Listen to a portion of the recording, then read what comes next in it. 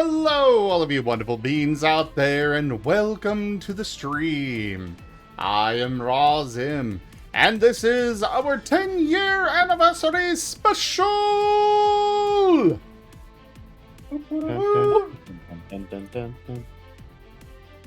Where, this segment, we're going to be revealing this piece. Because there were too many items over the last 10 years to fit in one piece. So we split them between two. Especially because I got two different forms of my Sona now with the dragon form. So, yeah.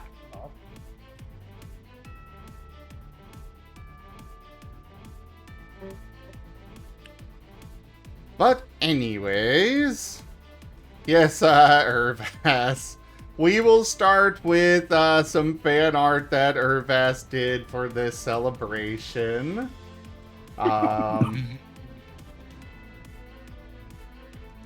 Very persistent little Yeen. So Irvas has done several pieces. That is the wrong button, but oh well, it works. Aww. So we got Hunter with the 10 years.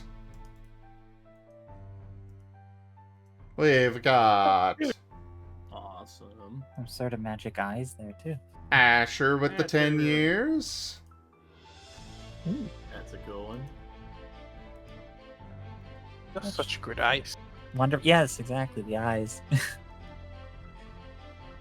Of course, we've got... Why aren't you working? Yes, Kuro, this was the guessing game that they had. They had Huh? to pick all of the games out. And I found There it Mr. goes. Riggs in the back there. Hey, Well- nice. There's Furvis. That one came out so good. And Dragon Zim. Oh wow. I like what they did with the text there. Yeah, Well designed. oh, that's fun. I am Baku. Hello. Yay. We got Razor. All the characters. All the ones I'm tough. currently playing. Let's say I wouldn't envy. Well, I wouldn't burden anybody with every character in such a short time frame. Yeah, I've That's done like a drawing an lot. entire army. I thought it was just the Sonas, but there. Here's Venro. Oh. This is not me. Venmo. It's the Fallout logo. Hi. Transfer me $20.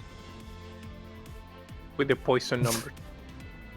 And Oki just saw Venro in a different piece of art, which I unfortunately cannot share. Yeah. Oh, Fair enough. Yeah. Really? I have a feeling too. There's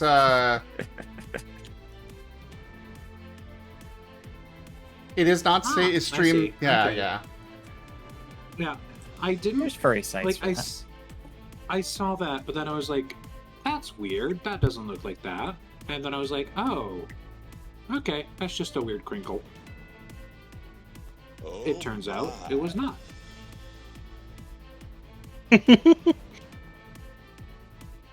I got art from Rick Griffin. That came in today. Oh, Congrats. perfect timing.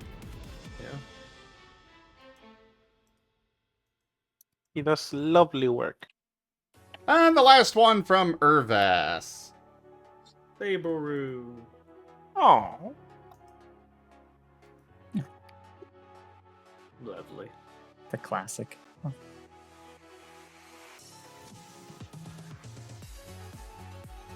Yes, they're the hospitals. They do wonderful stuff.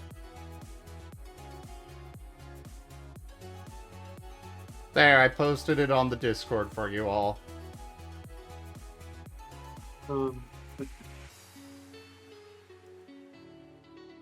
But right, let's get to this awesome piece. So for those that missed it earlier, this was the first half of this because, like I said, there are too many items. Good night, Irvass.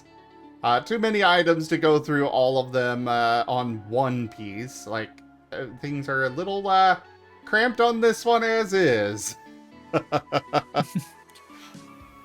But then we have the dragon.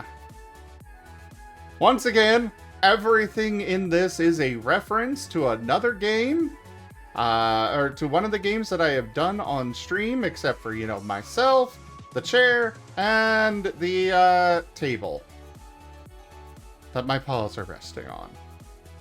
Ooh, I know one of these. I'm sure you know a few of them.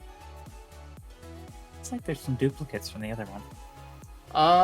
None of the items are duplicated.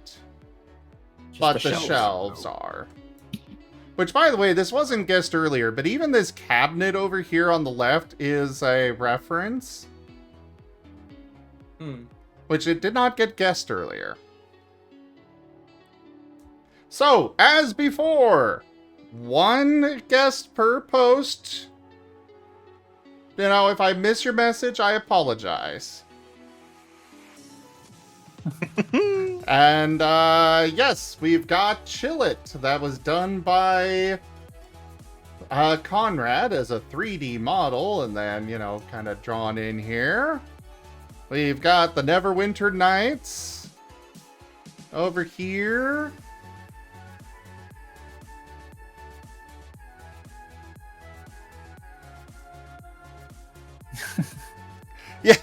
Yeah, Roy, you're not allowed to guess. You guys gotta, again, you can't just say a game. You gotta guess what it is, you know, say what it is. But yes, the Plumb Bob from The Sims is the main light in here. Yes, Azure, the milk carton that you guys absolutely bombarded me with from Supermarket Sim. Ido drew this, and he even put crowd control on it.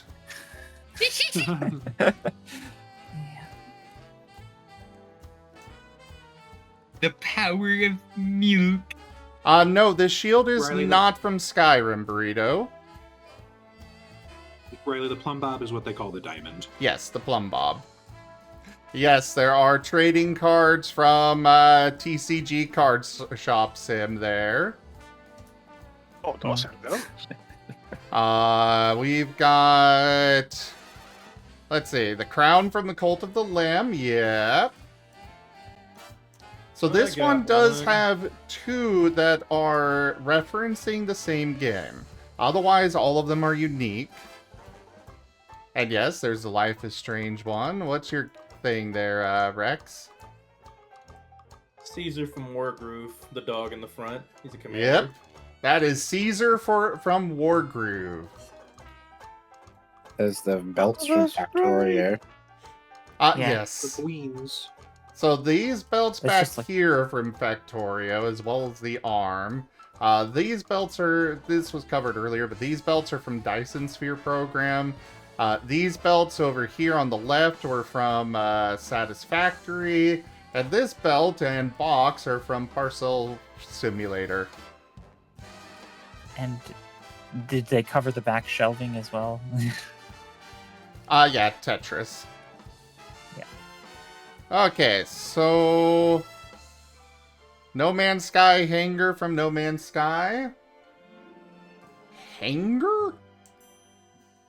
The diamond thing, I mean- the latent son of it. I don't think it's a hanger, but yeah, it's their logo thing. It's not their That's space only one station. guess per person, isn't it? No, everybody can make multiple guesses, just don't spam them out, you know? Yes, we have... a bobblehead from, a Vault-Tec bobblehead from Fallout. That cheese grater. We've Honestly, got... I think I can probably put most of this stuff into where it belongs. I played most of these games. Yes, the It's the Skyrim Skyrim helmet from, you know... Yes. I recognize far more on this one than the other one. So, yes, we've got the Junimo from Stardew Valley.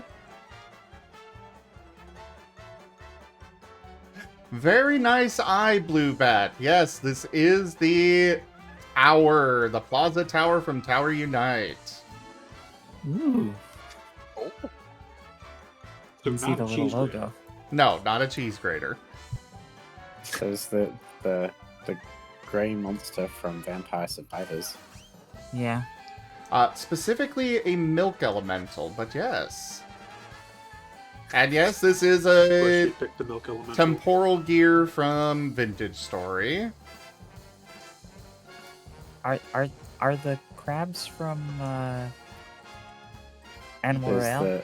Yeah, the Dragon there's Age. a little thing from Repo. Let's slow down a little bit. There's this Dragon Age poster. They put the name on there, so it's pretty, giveaway. Okay, what did you say, Guru? I said, are the crabs from Animal Royale? Yes, the crabs are from Super Animal Royale. I knew that one because Oh. we played it. It was fun. There's the blue robot from Repo. Oh, Yes. the tags. The teeth. Yeah, the The Ghost Witch little- puppet. Oh, that why are you that color? Back to red. Yes, the little is that teeth thing? bot from Repo. Oh. Shield. Yes, it is from Northgard. It's their logo. Yes, it is a wolf head.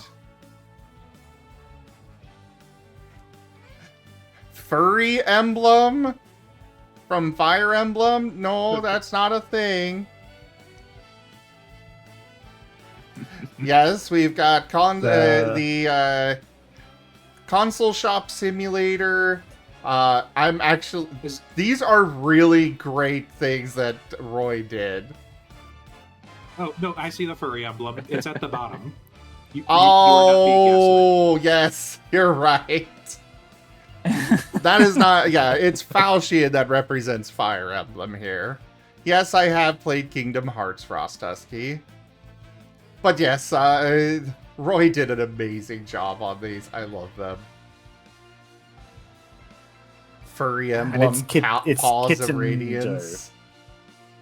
Back, being back. gaslit. To the right is that a Kitendo. Zergling? And then First Soda. I'm just Arizona. loving the pun of Kitendo. Kitendo.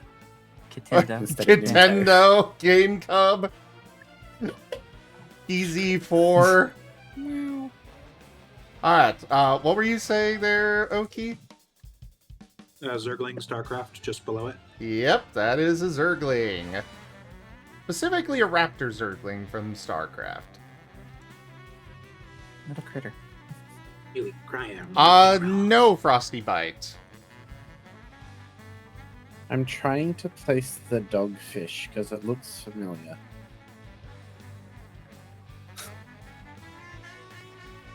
They're fantastic, Roy. Absolutely fantastic. In fact, I need them as full images so I can put them into the game when I do it next.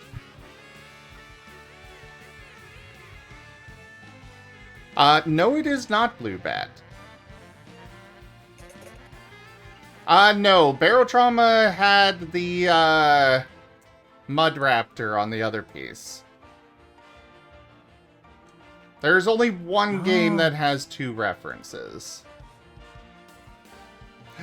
There you go, Azure. Yes. Well, it's not dogfish. It is technically unidentified fish object, but I'll give you the game there. It is web fishing. Oh, I was way off. Never played that one. I'm just looking for a 2 points reference. And There- yet there's the master. It is the Master Sword from Legend of Zelda. I feel like there's a whole bunch of references on the banners that I can't quite see. Well, the banners those are are all the tabletop tabletops. games. Oh, okay.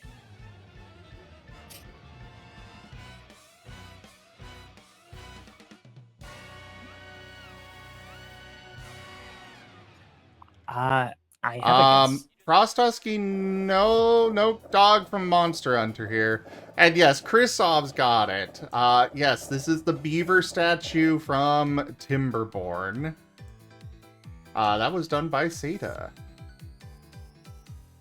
Also, Toshime, yes, this is the logo from Game Dev Tycoon. And what is your guess there, Kuroy? I forgot. Oh, I have a sorry. guess. Yes, this is Falchion from Fire Emblem. Oh, that's a Fire Emblem sword. Cool. Wonder what that was.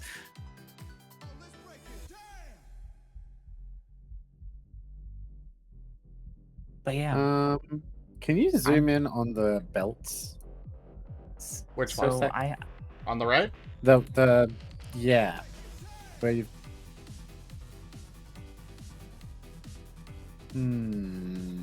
Is that 2 Points Museum? The fossil? Yes, this is the Nibbledon skeleton from 2 Points Museum. No, the torch is not from Minecraft. I was gonna say what the torch was. I think. I'll let people guess. Yes, Roy. One of the first arts you did was Fire Emblem. It was great.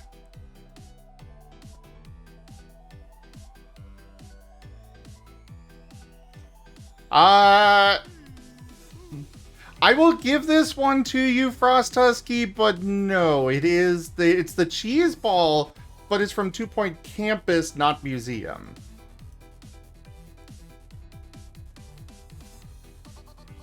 I'm trying to work out the doggo or the foxo. I feel like it's from Barista, but that only just came out, so No. it can't be that. It might have been from that old shooter game. That was like a first-person furry shooter. I don't know. Because I saw that green symbol on the box next to him too. The map is not Pokemon, no. And yes, it's Gunfire Reborn. That's the one. Yeah, I recognize the box and the cool furry. I will zoom in on the map a little bit. I want to say it's Zelda Nope. or Animal Crossing. Nope. Well, don't know then.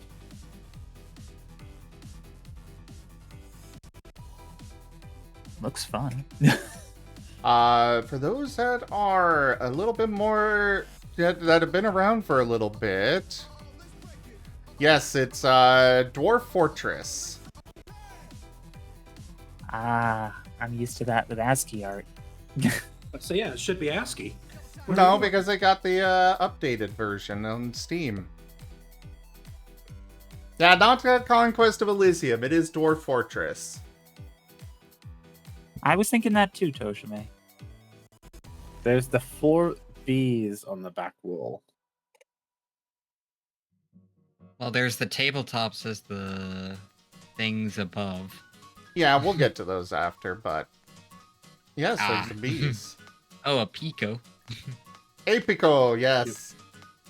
Ido drew those. Oh, cute.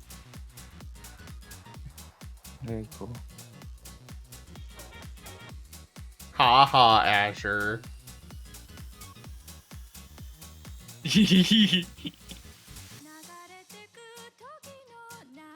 Someone I else thought said I- this in chat, so I'm going to say it for them. Is the custom Master Zim Keyblade from Kingdom Hearts? Yes, that is a custom Keyblade that Silver did for Kingdom Hearts. That's really sick. I thought it reminded me of a I'll Keyblade, but I was like, let I've you never guys see a better... Actually, I can give you guys a better view. Yeah, that's sick. Yeah, that is really cool. One moment. Had Keyblade. Let me bring up the full art.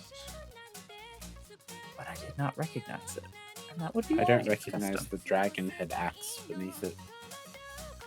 Like, I would say Oh, Monster that's Hunter, but it's not. Yeah, that's Nope. kind of where my head keeps going, is it looks like something from Monster Hunter, but I feel like maybe God of War? Nope. Nope, they already had the badass. I don't know.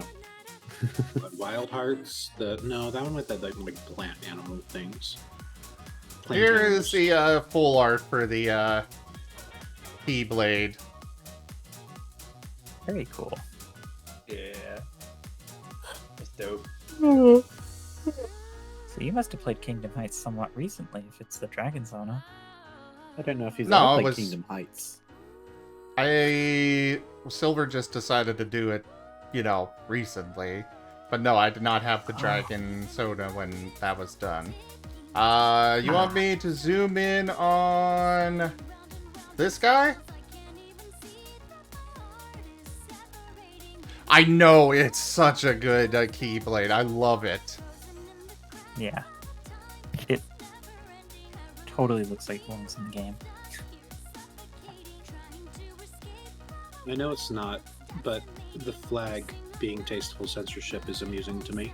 Oh my god.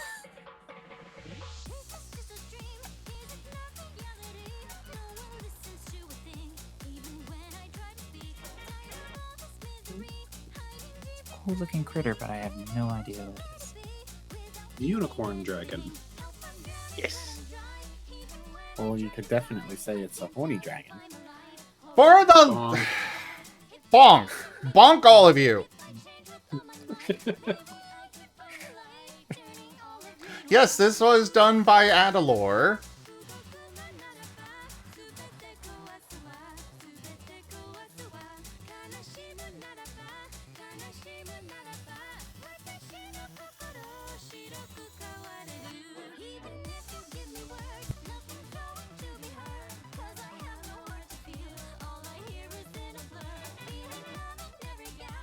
So, I'm going to zoom back out since there doesn't seem to be any guesses on that right now.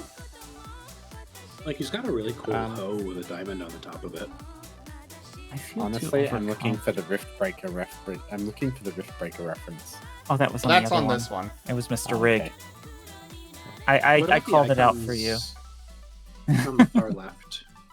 There you go, Kurai. Yep. Mr. Also, It's Mr. Wiggs. you know what this is, Kurai? That is the Mana Heartstone from Mind Over Magic. They spent so long trying to figure that one out. Oh, okay. I thought I had seen it somewhere, but I didn't recognize I'm where. just really glad you liked that game. Oh, I'm I so did. glad you liked it.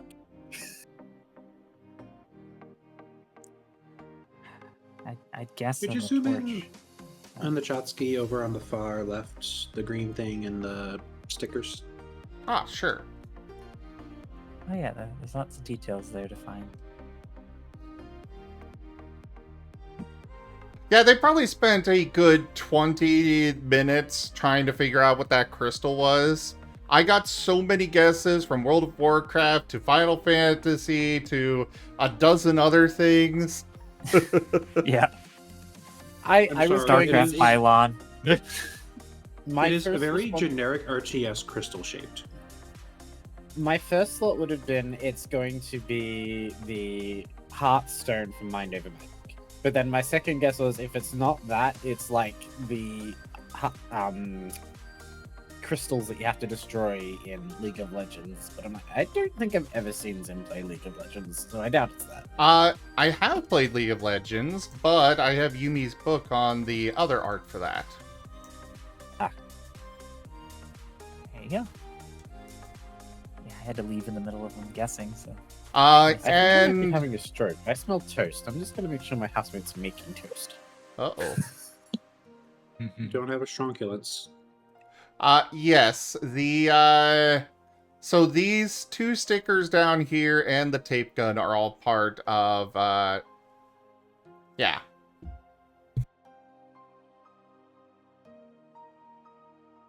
It's okay. He's got his Cylon toaster out. He's making lots of Cylon toast. It's not Ship It, it's Ship Inc., but there you go. Yeah, these are from that. I will cuffs, point out... go ahead. I was going to say, those cuffs are going to be from something, and given their design... not Very Barotrauma? voxely. Not Barotrauma. What was that, Oki? They're just very voxely. Like, whatever it comes from is from a very specific art style.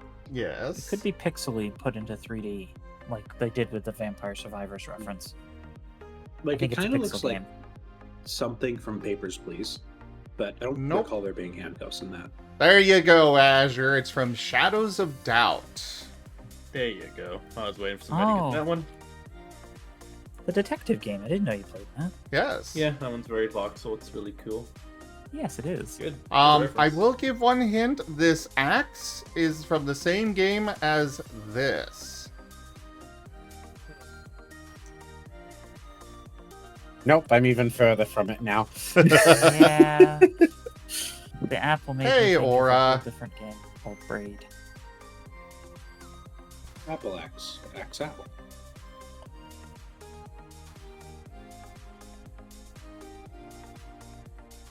Also, somebody made a guess about the hammer earlier. I think it was Burrito.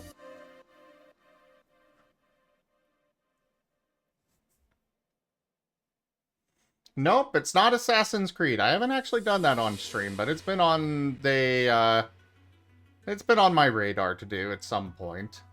Yes, the hand is the Hand of Evil from Dungeons. That's fun. Oh, I know that one. You know which one?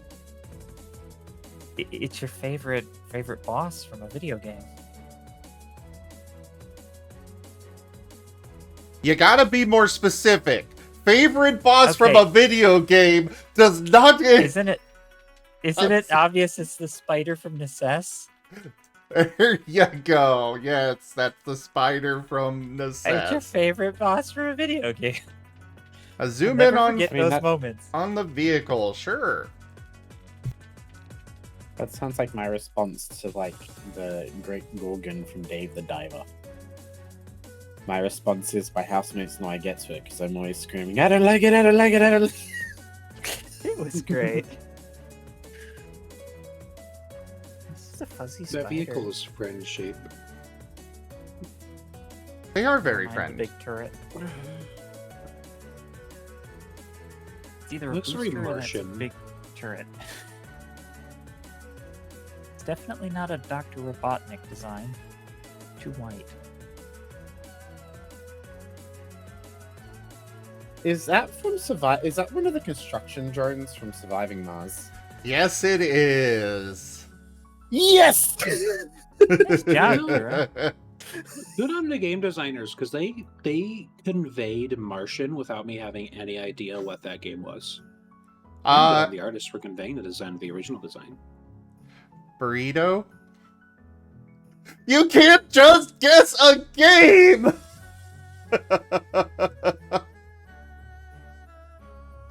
No, they said specifically the hammer was Ragnarok. No, he says, is that 2 Point Hospital? Like, what? Oh. Wrong burrito, I assure you. Yes, Blightbit. The torch is from Darkest Dungeon. Yeah. I didn't want to be too overconfident on my guess with that one. I kept trying to I say got it. gaslit. I got gaslit because you showed us the Darkest Dungeon artwork before, and then my brain counted that as being on this list. Yeah, I remembered that too. I know, right, Roy? You can definitely see item from game right in place if you look closely.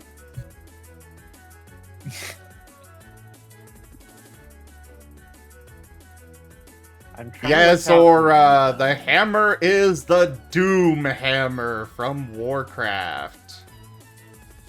Oh. Angry Pupper.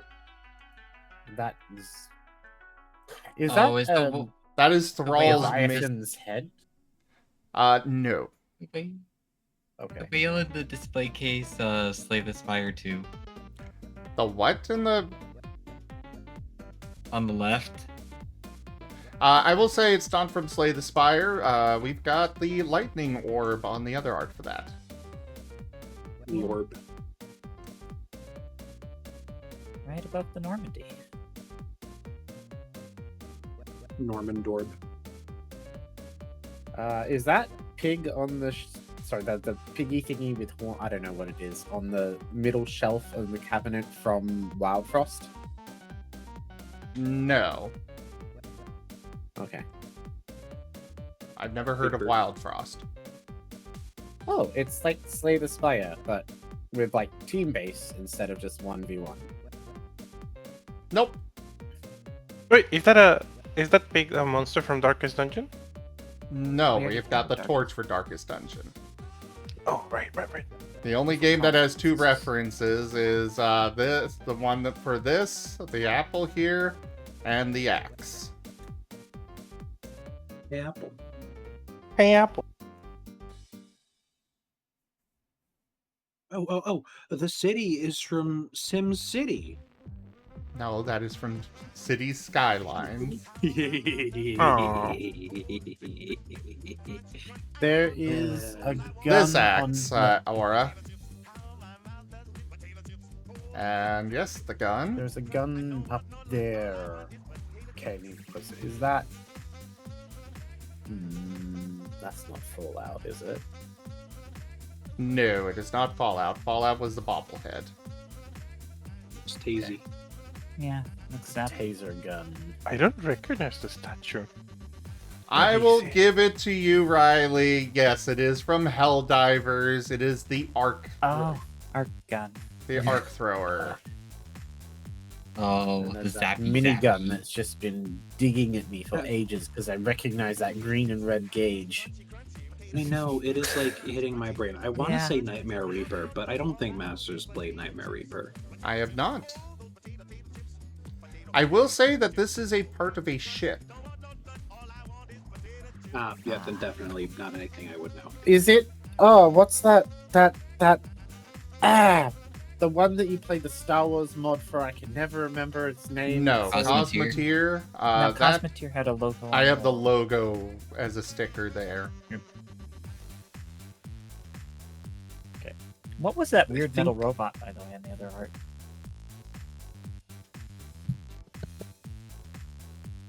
What was that? What weird There's a metal random wolf robot head. where? Everyone was guessing on the other art on the top of the shelf, and no one could figure out what it was. And I had to leave before they found out. Oh, over here. Which weird Yeah, the metal big white- robot? On the top of the shelf on the left, it was like everyone was thinking it was the thing from Half-Life 2. It The was ball? Like a big white. Yeah. That's the ghost catcher from Ghost Watchers. Ah, okay. Thanks. I was just curious. Doo-doo-doo-doo-doo. Do-do-do-do-do.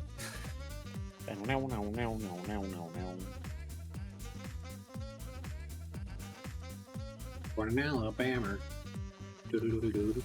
No, we had the matter manipulator for Starbound on the other art. Yeah, in the back.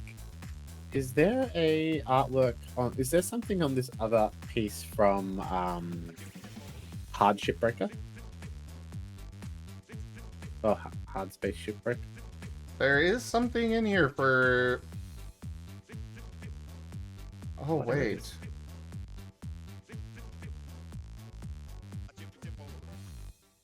Oh, no! Is there a hidden Link's paw somewhere? Did I just do something bad? No, you didn't. Roy! We got there was something that was forgotten on this. I'm sorry. Very clever, Kurai. Pointing out what's not there. Actually, there's another thing that's missing from these. Oh no. It's a lot of items, so I don't blame you, Roy. We're gonna need to get those added.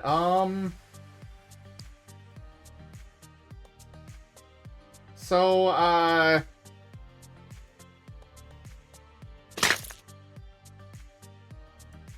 there is this, which is missing from these for Hard Space Shipbreaker.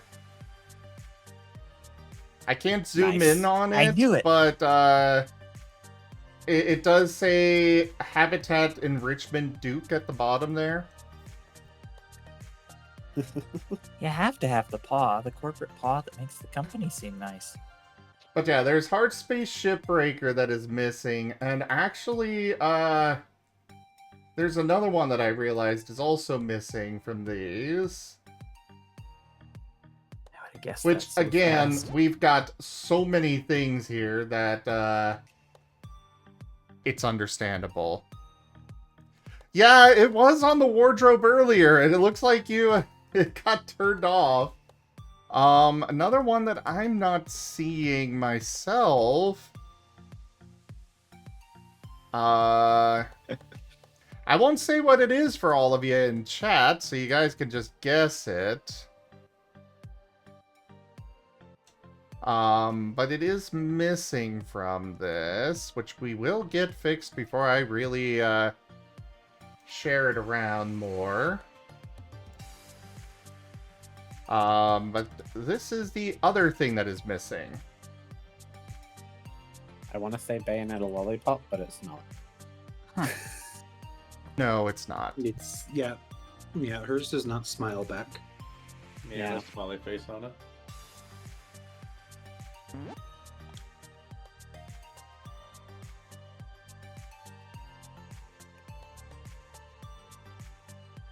Burrito, I appreciate your kinship. We are both Sneeple.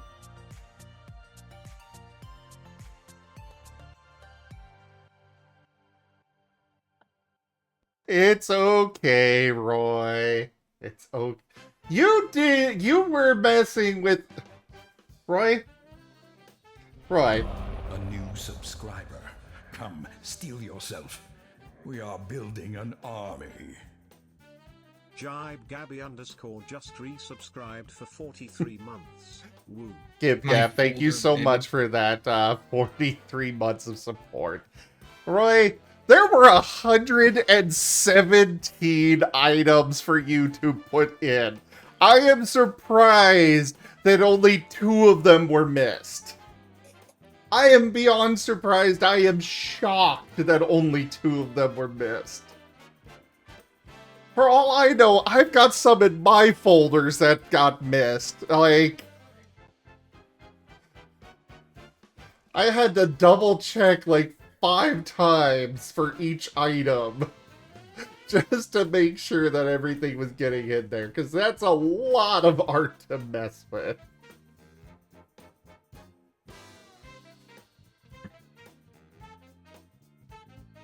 Go for it, Chris Ovs. Everybody's allowed to guess.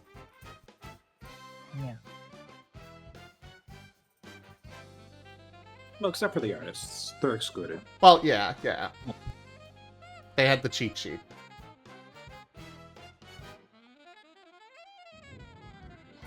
Yes, this is the lollipop from Party Animals. Oh, I never played that. Sounds fun.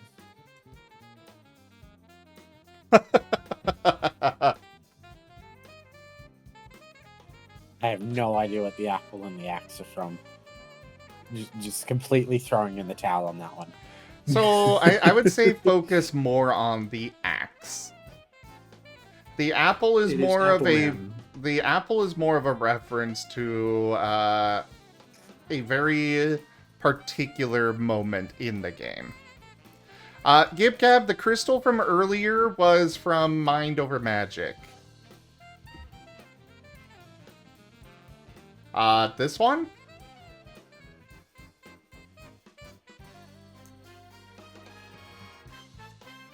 This one, There's Sarah? also another axe in the bottom of the shelf.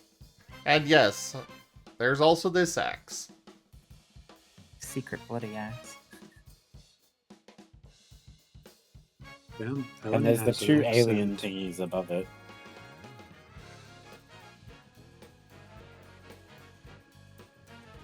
No, it is not Burrito. Yes, Oh, no. that is the Gatling cannon from This Means Warp. Yes, the pig is from Wildermyth. Wildermyth. Ah, no wonder it was vaguely familiar to me. Okay. I wonder why I brain itched. No, the It's axe not on the the wall arms. is not from Monster Hunter. You want to see this?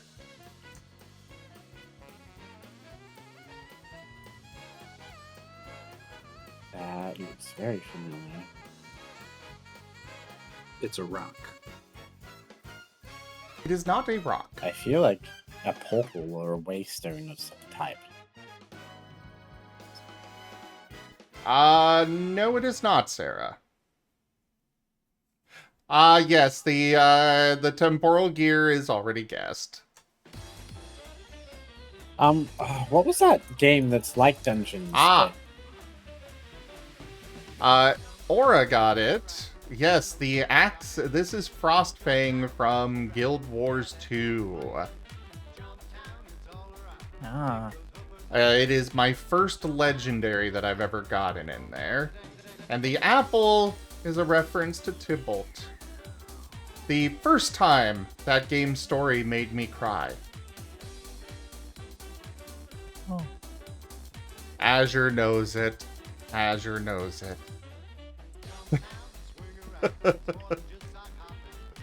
I don't know what the wolf's head is from.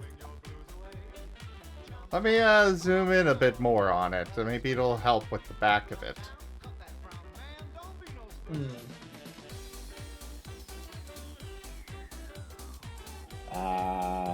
Deceit? Nope. Payday 2? It is Payday 2. Oh. It's my that's favorite cool, mask from Payday Payday mask. 2. I can see why. But you're never gonna beat the furry allegations at this, right? Who said I was Have you seen how many fucking TF talkies I have?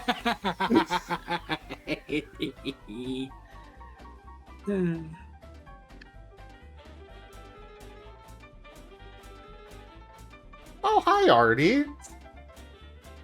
But yeah, back on this. Egg. There are... I think That I might is- be Roy, just a little bit. There are four items left to guess. That green stone thing on the wall that you keep going back to.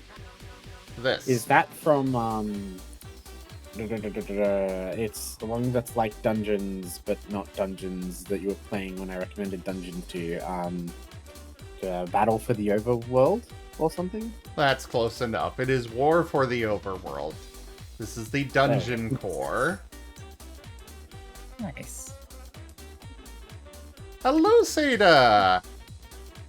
Yeah, I'm sure you recognize that cat. Hi, Enja. We were talking about you earlier with Guild Tales and stuff.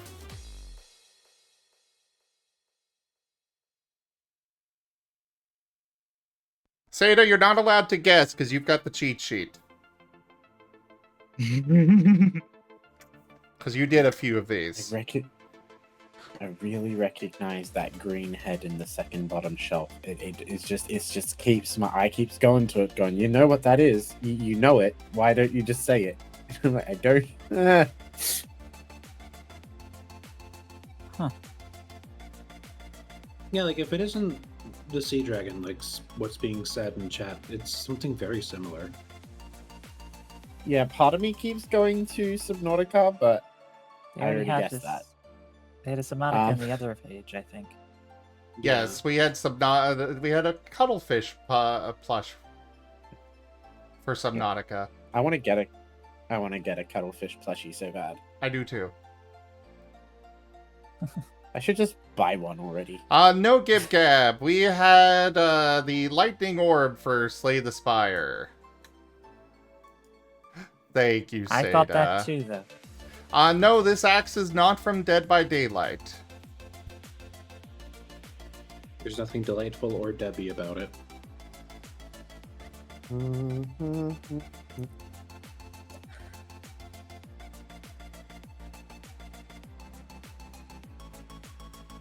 I have a bloody maw, so it's probably a scary game. Is it? It is not 7 days. So all of the zombie games that I have done were just generalized with this shotgun. Shotgun. Because, let's face it, the zombie games don't really have anything that makes them stand out on their own, really. Well, I guess for Project Zomboid, I could have done the Shippo plush, whatever the mascot name is. But I just generalized the zombie games with that. For What Deep is Rock that green Galactic, we've creature? got Doretta. We got Never Doretta. leave Doretta behind. Yeah, you never leave Doretta behind.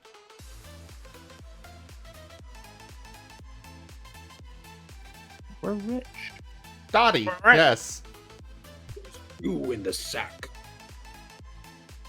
May I ask if we may get a hint on that green head? I'm Before going it to drives me say completely no.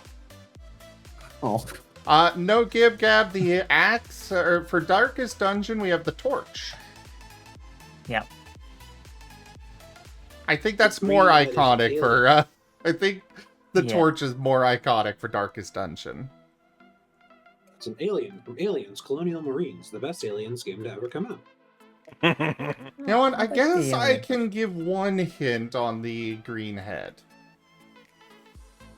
Seda has played this game a lot. And that's why he did the art. Oh. that doesn't help me at all. But Yeah, that's 'cause probably Seda can't good. tell us anything. Yep. Oh, I know. It's not meant to help you. It's like it's just so vaguely familiar, but also like the four-eyed green alien with big round bulbous head is a pretty common design language for aliens. So Wait, It wait, looks Risk like- of Rain. Nope, not Risk of Rain. I have not done that. No, Oh, there's, yeah, there's it's too not much. accurate. Accurate's purple. Yeah, and there's too much blood on the mouth. I was actually thinking one of the evil lizard monsters, but Yep, yeah. they don't have that. It's not a Lemurian. The Mirians are purple in there. Yep, Lemurians are also cute. Yeah, exactly. Very cute koboldy. Even the elder Kobolds, ones. but- Mhm. It is not Adventure Quest. It almost looks like those are like lily pads on its head. I mean, I'm just trying to think, what are the two games Zim plays that we haven't guessed? Oh, this is from anywhere from the last 10 years. Yeah, it's any game from the last 10 years, and there's a lot of them. The only games is that it I from did... Cataclysmo? No. The only games that I did not do one of these for are games that I had less than 5 recordings of, or less than 10 in the case of simulators. Yes, there was a RimWorld reference, Val. The Thrumbo. Yeah. I have never played that, There Sarah. wasn't any war crimes. Yeah, I was going to say, Blue Bat, we've got a, this is an open book test. You guys have all the answers on the YouTube. Just saying. And yes, Gib Gab, Warcraft 3 right here, with the Doom Hammer. It's not Mass Effect.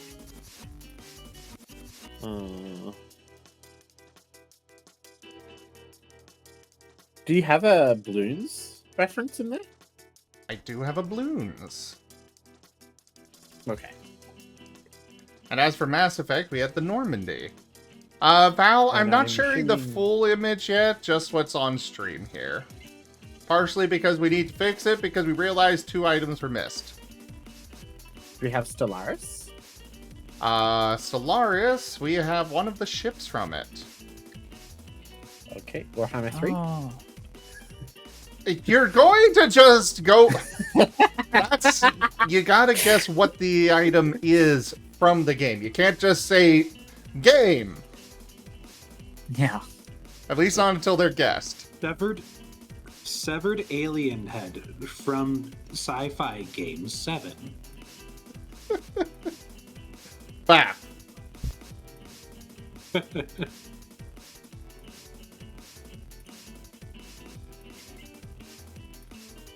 Val, we'll get to those in a bit. But yes, some of the games you know are there. There's one in particular that you know. I already talked about most of the tabletop games on this half of it. So I did skip these two because they were covered up on the other piece. So I plan to go back to them with this one. Whoa. Hello, Seda. Good evening. Happy 10th anniversary. Thank you. Did the pain of us not getting it, is it driving you to insanity?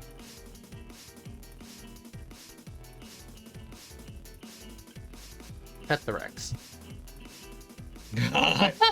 I mean, what I will say on this one is, when I saw the game and what Zim had chosen for it, I was like, that's a touch obscure. I would have thought there would have been some other ones you would have definitely gravitated towards. It's like one of the first things you come across, and I never got very far with it.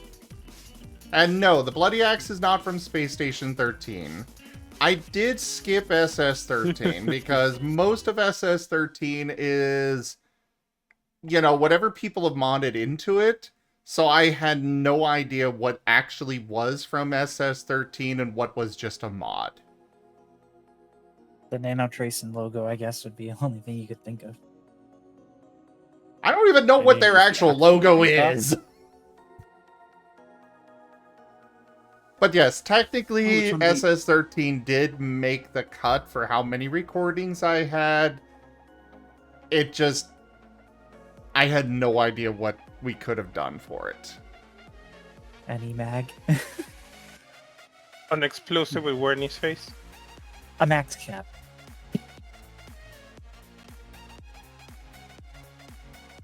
The Chicken Little. Actually, Chicken Little. So, real quick, the War for the Overworld is the dungeon core over here that was done by Raijin. So that was guest Bluebat. And what's up, Demon? Oh, I was gonna say if the whale creature was from Barotrauma. No, for Barotrauma we have the Mud Raptor on the other piece. The friend-shaped one. Yes, the very friend-shaped one. Woodcuddle. The Blood Axe is not from Tower Unite. We have the actual tower for Tower Unite. It's an alien head from Tower Unite. It is not an alien head. I'm pretty sure there were no doubles. There's one double. That is the axe, and the apple is a reference to the story for Guild Wars 2. Zim, how dare you make me a liar? Is it the Bloody Axe from Golden Axe? I've never played that. Thank you, Gib Gab. Specifically, it is the Butcher's Axe from Diablo. Or the Butcher's... yeah. Wait, people look at the icons in those games? All I see are numbers. I'm totally not looking at numbers slaughtering things on PoE right now. You and your multitasking. I'm here 100%. So yeah, there is this. This is the one from Diablo 3, Aura. Or at least I tried to get that one. Just because that's the only one that I actually did on stream. So there are 2 items left. You've got that green head. And this. Oh, yeah.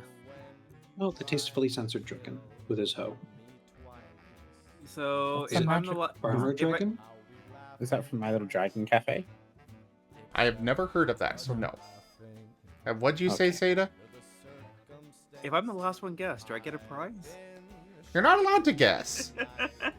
You drew the art. Well, I was gonna say if my one's the last one guessed. Oh, if yours is the last... Oh. I'm making a joke. Yeah, you'd think you'd want yours to be guessed really quickly, because that means you drew it very iconic. He drew it very well. I just apparently chose an obscure thing, even though it's, you know... I've never played that, Gip Gab. I definitely recognize it. I just can't for the life of me place it. It's like, very cool. I wish I knew. It's one of the first enemies you come across. Well, enemy slash animal thing. I guess they're not really enemies necessarily, but they do attack you on sight. That makes them enemies. Well, or friends you haven't beaten the submission yet. I won't say more on that. I think I'm gonna hop off now because we're tomorrow. Have a good night. Good night. It is not a sci-fi game. It is not an alien.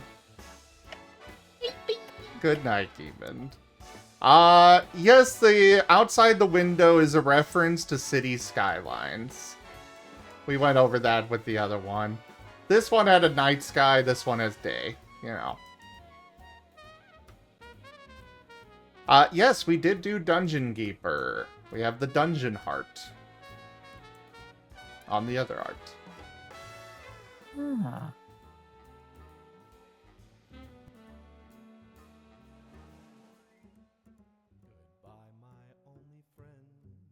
Also in Dungeon Keeper, you are the bad guy controlling the you are the evil guy that is fighting against humans. The humans are the enemy. From the Dungeon Keeper's perspective, it is humans who are evil. I mean, oh no, the very Dungeon Keeper embraces the role of being evil. Exactly. He is very okay with being evil. Yeah.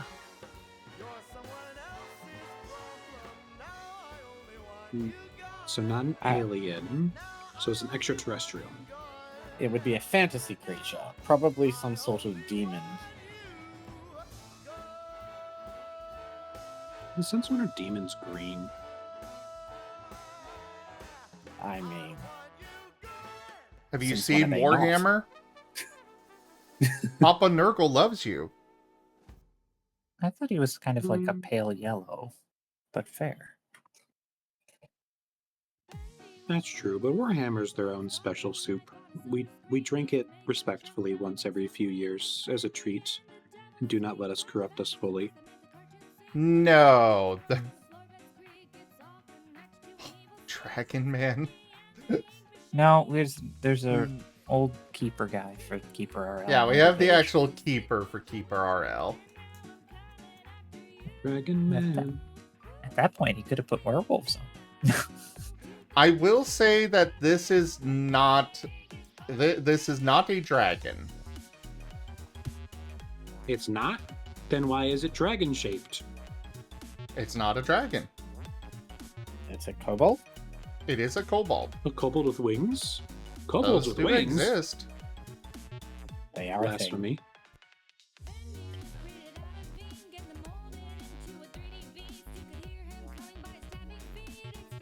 Still don't get But the that farming does mean implement, I though. won't. I don't think it's a farming implement. I think it's a spear.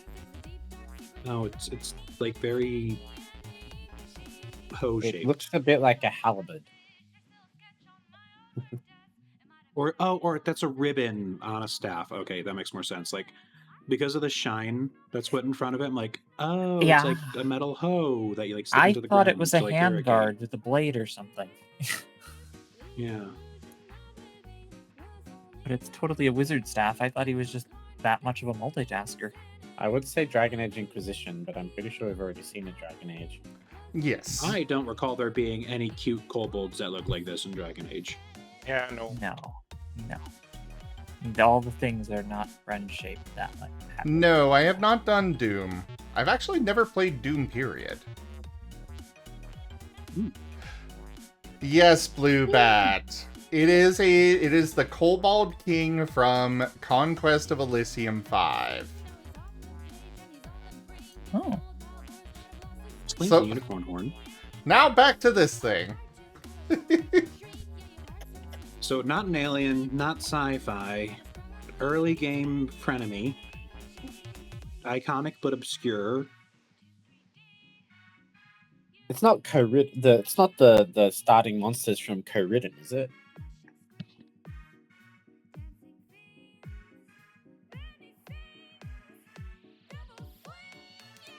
The what for what?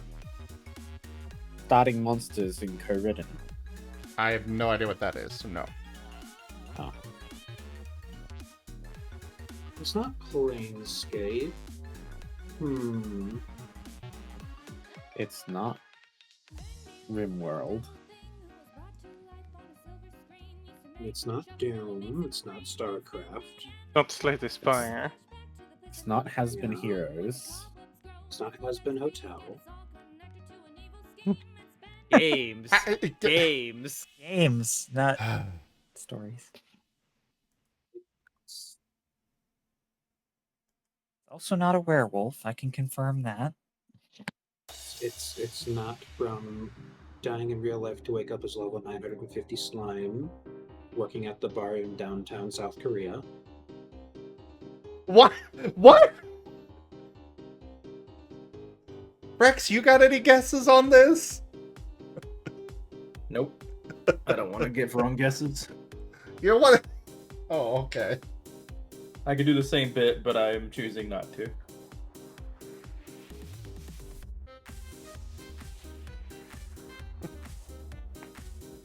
I'm going to officially say pass and apply no more guesses. Nope.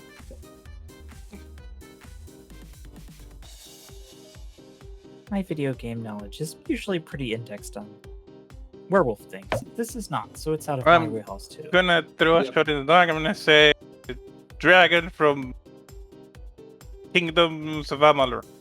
I've not played that. Really? It is a survival game, Frosty Bite.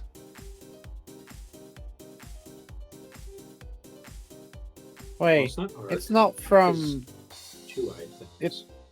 It's not from RuneScape Dragon Wilds, is it? No, I have not played that. Cannot be Windrose. She did not do that many Windrose streams. Creature don't from think it- Conan Exiles? Question mark? No. It's not from Nightingale, is it? Nope. I can't understand. It's a very popular game. Oh, so Don't it's start. probably Power World. No. He already Gib said he didn't Gab play got that. it. I won't require you to remember the name of the creature. It is called a neck. But it is from Valheim. Rolf is gonna kill me. I never got past the second zone in Valheim, so I could never It's know. there in the first zone. Literally, one of the first things you come across that tries to eat you. But they're like little lizard people who live by the water. Yep, and the trophy that that they make has basically like lily pads on them. I did call out that it had lily pads on it, but I did not know what it was. Well done, everybody. You guessed it all. Yes, the game where Seda plays a deer.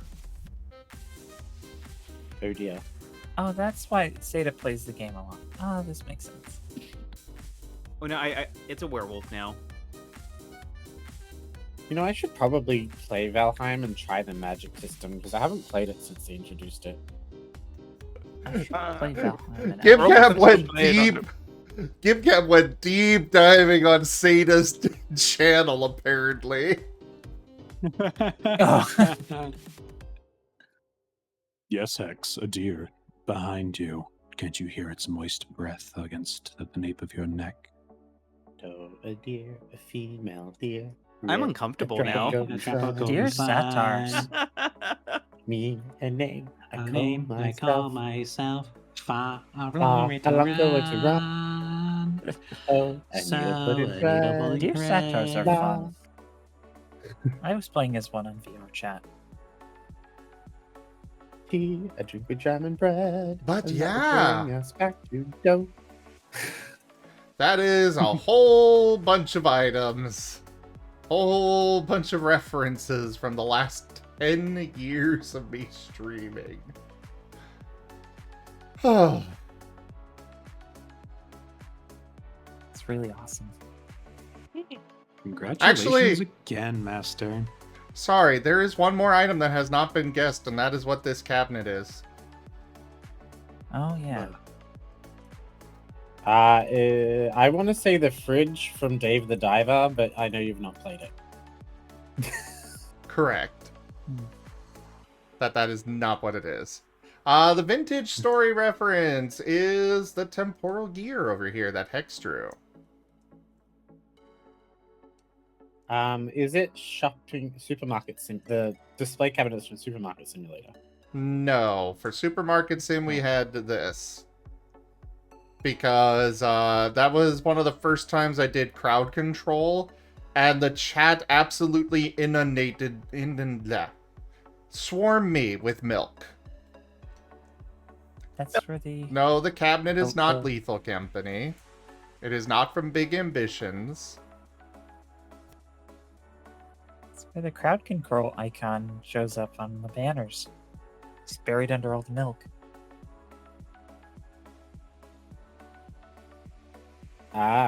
Is there something about the cabinet that actually makes it stand out from just a glass cabinet? Not really. Because if so, then I'm not going to be able to place it because there's literally hundreds of games in glass cabinets. However, it is one that I played very recently and really enjoyed a lot. No, Frosty Bite, I did not do that enough of that one. No.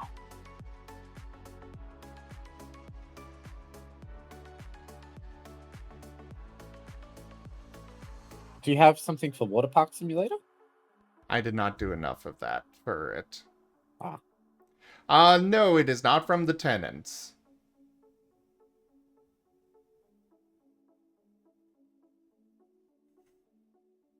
I guess the proper term for it would be wardrobe.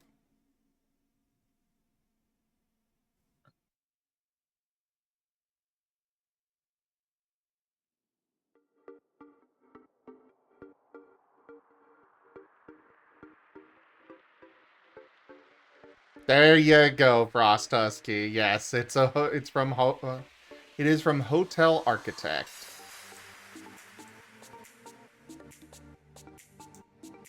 Oh.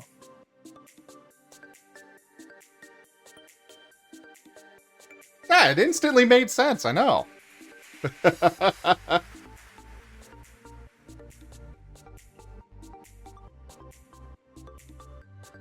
I 100%ed that game and was whining on stream about how I couldn't figure out anything else to do with it to stretch it out more because I enjoyed it so much. Oh, yeah.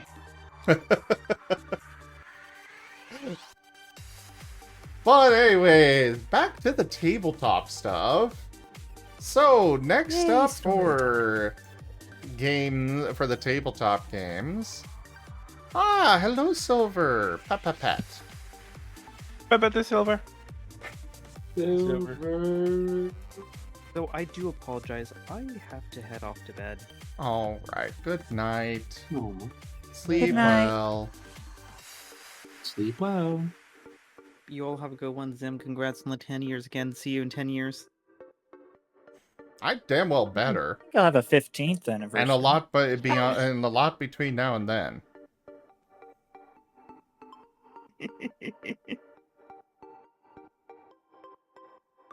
Make new friends, but keep the old. For one is It'll silver, be more like and the other's gold. More like 13 days. Yes. Good night, Beans. See ya.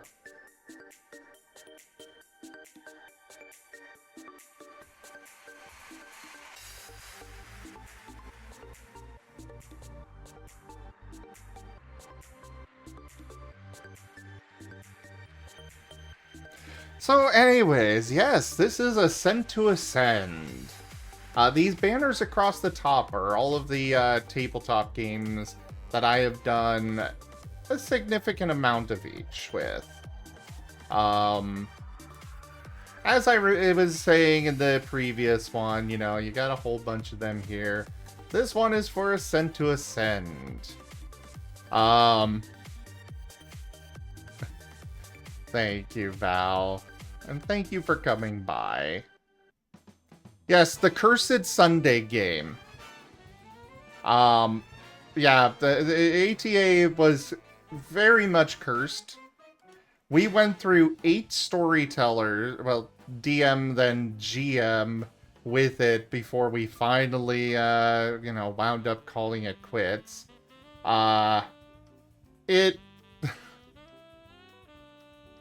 Yes. 8. And it wasn't that we had well, okay, there was one that we had problems with.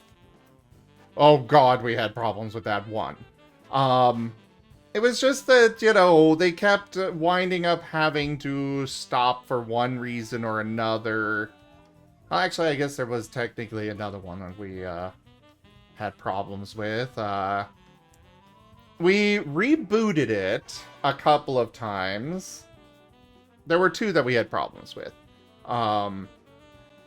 We rebooted it a couple of times because, you know, the first DM decided that my characters were evil and was really pushing on that. This was back when it was originally called Red Flag Rejects. We had a fantastic group together. I was playing as the Marten twins, a pair of sentient, feral, psionic Martens. And like, there was one point where, for some reason, the town had sent us out on a quest. We came back from the quest, and then the town decided to arrest all of the party for, I guess, not bringing back a ship that they never told us to bring back.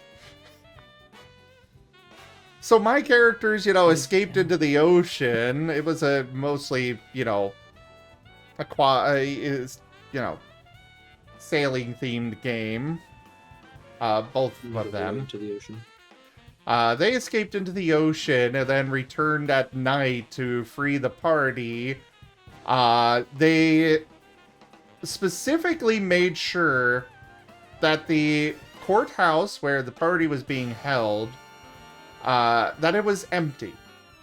They went through it, and even the main guard in the front who passed out with fright, they specifically dragged him out of the place before setting it on fire to send a message of, hey, not acceptable. So it's like, chaotic? Absolutely. Evil? No. Evil would have been, you know, barring the doors and making sure nobody could escape. Or even setting it on fire or just, you know, not bothering to take them out. But no, they made sure the place was empty before they set it on fire. They specifically avoided killing people. They just set it on fire to send a message. But yeah, the GM insisted they were evil because of that. And it's like, no, I'll accept chaotic. No, they were not related to Werdy or Reno. Honestly, I'd personally say that they were still lawful because they were holding to their own moral code. But there's a reason why I do not bother with alignments in Scar.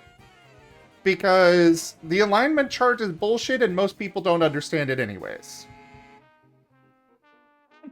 Because... Yes, trying to explain to someone the difference between chaotic good and lawful evil is actually sometimes very obnoxious. Yeah. Yeah. Especially because... And it changes. Being lawful is not actually law of the land. own personal code. Exactly. If you have your own personal code that you adhere to, that puts you under lawful. But of course, a lot of people are just like, oh, you broke the law of the land, therefore you are chaotic. And it's like, no. They saw this as proper justice for false imprisonment of their friends. They held to their moral code. But I would accept being called chaotic. I refuse to accept being called evil. Right. And evil's subjective too. Chaotic, lawful just means that they have a very strict moral or moral or theological guideline that they follow religiously without deviation.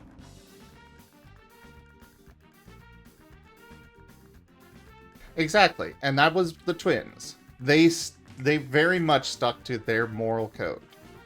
It did not line up with the law of the land all the time. But they had their moral code that they've stuck to like none other. I had them assigned as lawful neutral.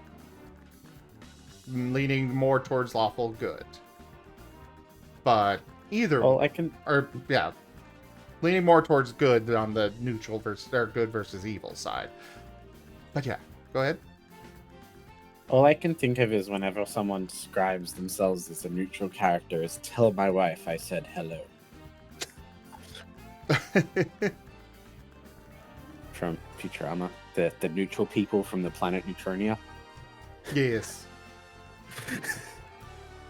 But anyways, yeah, the first DM, yeah, I had a falling out with them because they insisted my characters were evil, and we got into an argument about that, and they refused to see anything other than their side. And, yeah, fallout, and they stepped out. It looks like all the talkies are staring at Guru accusingly.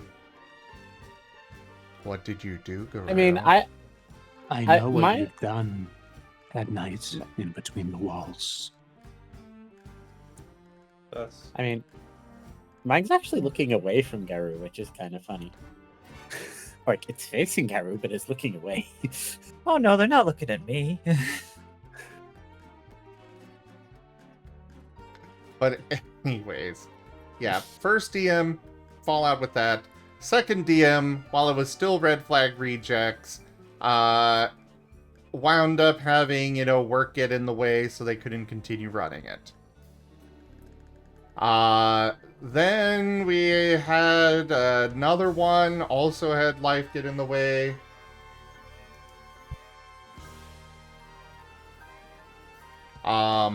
Then we decided to rebrand to Ascent to Ascend.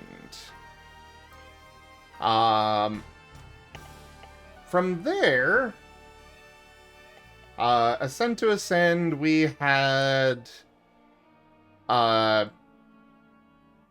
it was basically, we were supposed to climb the towers, and once we climbed 4 towers, we became gods. Because the gods didn't want to be gods anymore. We climbed 3 towers really fast. Because every DM that we had, put us up a tower.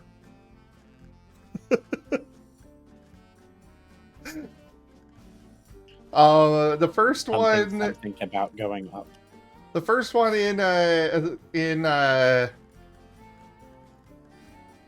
the first one that started the whole idea wound up dropping out because he just was not up for running.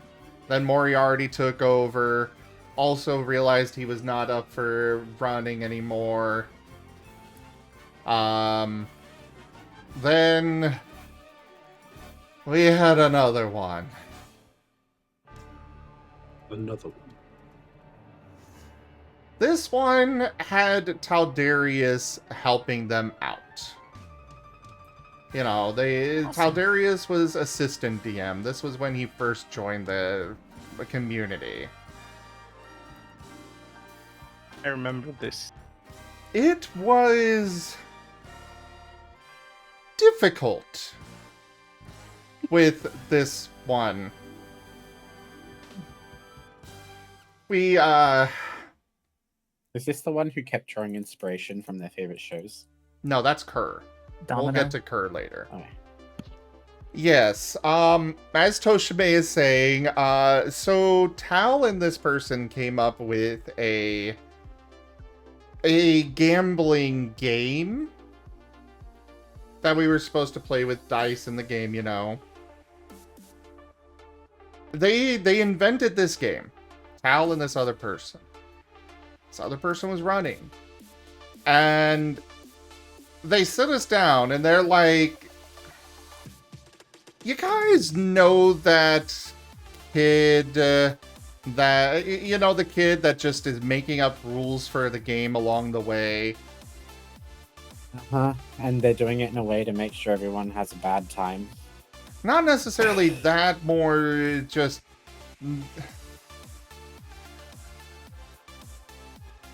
Yeah, it was more just they were just making up the rules along the way. And we did not get any explanation on the rules, and we're sitting here like, we don't know how to play. And this person's response was, oh, but I just thought you guys would already know how to play. And this was the time that Tal finally got in, because he was late to join there. And Tal lost it. We all lost it. It's like, you invented a game and assumed we would know the rules of the game beforehand. What, through osmosis? But we came to find out that this guy was, you know, he and Tal would sit down, go make notes, they would have everything figured out for the campaign, all the story beats, and then this person would just turn around and do something completely different.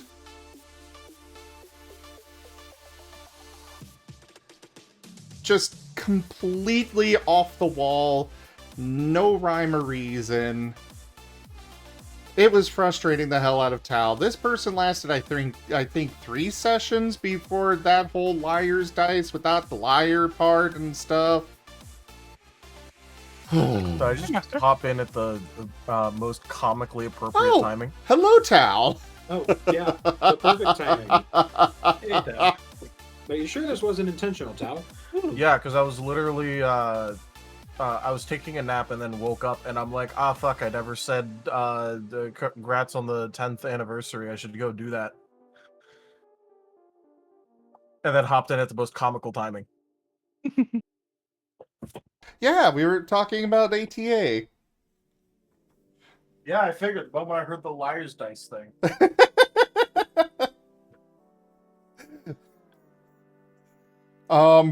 So yeah, that person was kicked out, and then we had Tal running it for a long while. All the while trying to do this campaign, we had had so many canceled sessions. Literally so many. That we were starting to say the Sunday curse. And then, Tal takes over, and he's refusing to give up on this campaign. And this curse started trying to frickin' kill him. Like, how many awful illnesses did you come down on that were just, like, mysteriously gone the next day? A good bit. One of the most notable was when I got the flu 1 week, or like something like that.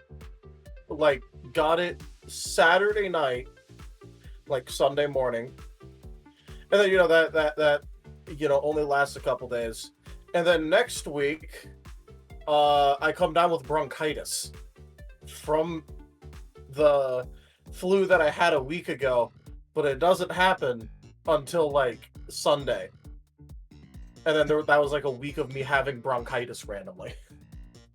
Yeah, it was Because there were so many cancellations before, all across the entire length of us trying to run this game. And hello there, Rev. Hey, done, Brian. It was so bad. In the end, after the move and all of that, I decided to cut my losses with Sunday and decide that that is my day off every week. But to be fair, we were only running ATA like once every 6 months. Maybe slightly more often than that, but not by much. Not by much. Sometimes I'd get a good string in there, and then it'd be like, "Oh, hey, congratulations! It's the weekend. You don't have internet anymore." And I'm just like, "Well, fuck." No internet, no power, job lost, family lost, friend got in a car wreck. Like, it was literally trying to just destroy your life. To be fair, most of the friend getting in car wreck thing was a very select group of my most dumbass friends. I still but blame. But it was still good. I still blame the Sunday curse. Yeah. Okay. Oh yeah, or your sister steals the modem. There was that too. Yep. Yeah, but that was also her or my mom getting mad at someone and then just being like, "All right, cool, I'm taking the modem too."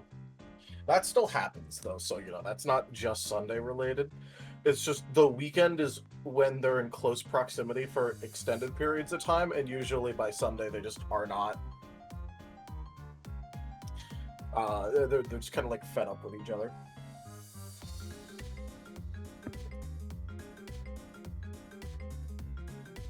But either way, yeah, we decided to call it quits on that. Yeah. It's a shame. It was a very fun campaign. Oh yeah, it was a very fun campaign. What's up?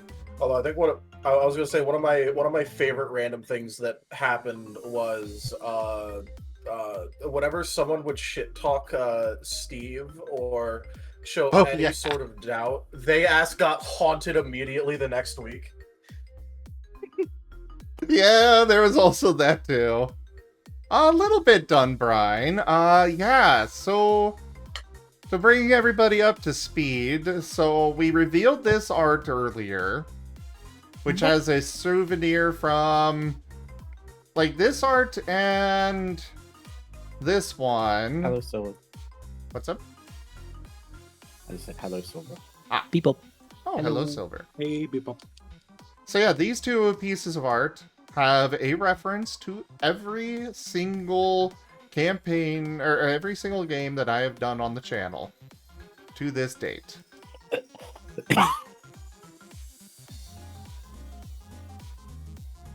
Also, everybody is really loving the dragon keyblade you did there, Silver. Hell yeah. People of culture, I see. Yes. Oh, the shading that they made on it is amazing. I know. Roy does an amazing job. Phenomenal, Roy. Oh yeah, ATA originated from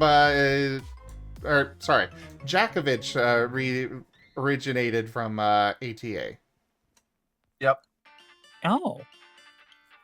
Okay. Because they met him as like a physical person there, and immediately was extremely popular. It's like the love to hate him sort of thing.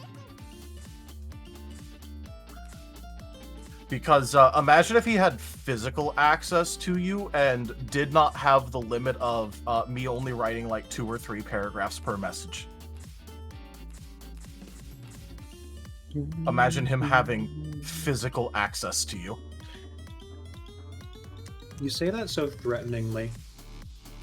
Are we talking? Because it is. You know, it is a threat.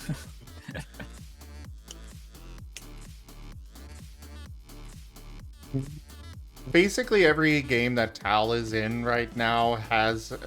You can play the Jakovich card and he's going to spout out some nonsense. Usually going on at least 3 or 4 tangents per message.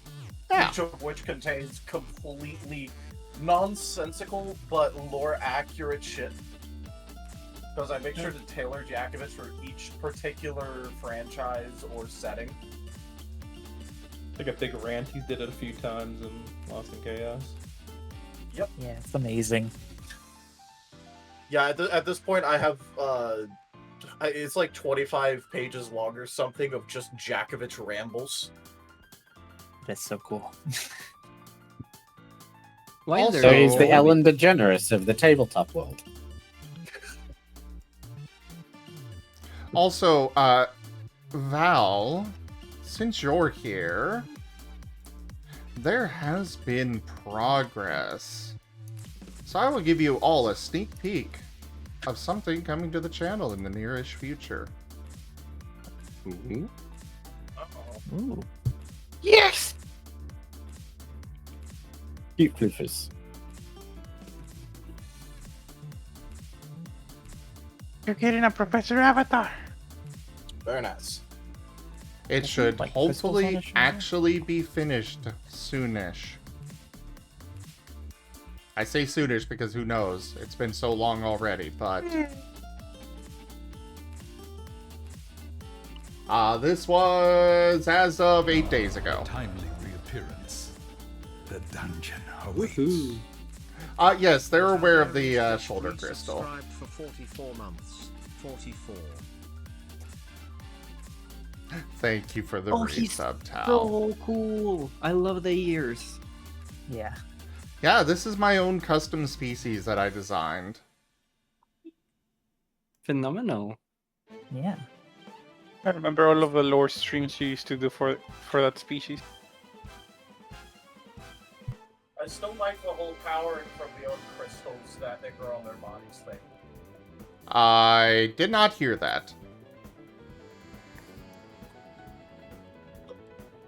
Get wrecked, I was child. across the room trying to grab something, but I said that I still find the whole, power ship on crystals that they grow on themselves sort of thing neat. Oh, yes. Oh. That's how they power their starships. They actually grow the power crystals on their bodies. Their bodies... That's what those crystals are. Uncomfortable.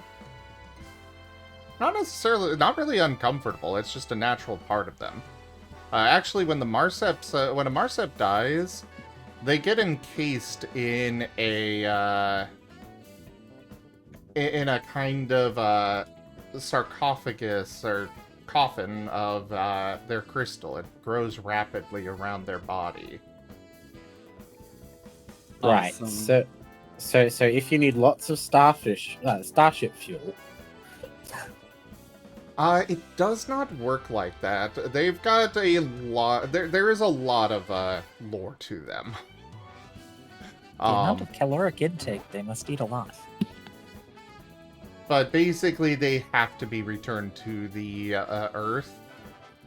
Like, they base... Or not to the Earth, to their home planet, you know. But, like, if you kill one of them out there... and you take the body, they're going to hunt you down. But if you Their bodies are precious for them. Oh, Yes. so you get stalked by They're your like starship fuel. Beskar. Basically, their planet is racked by quakes. Almost constantly. They do not do any mining on their planet. Instead, the resources are... the resources that they get are kind of, pushed up from the ground with the quakes whenever a rupture opens. And,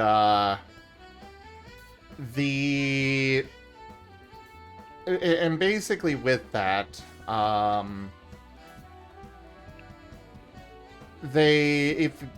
it's a sacred thing to return the body to the planet, because then over time it gets ground up with the quakes and returns as more resources.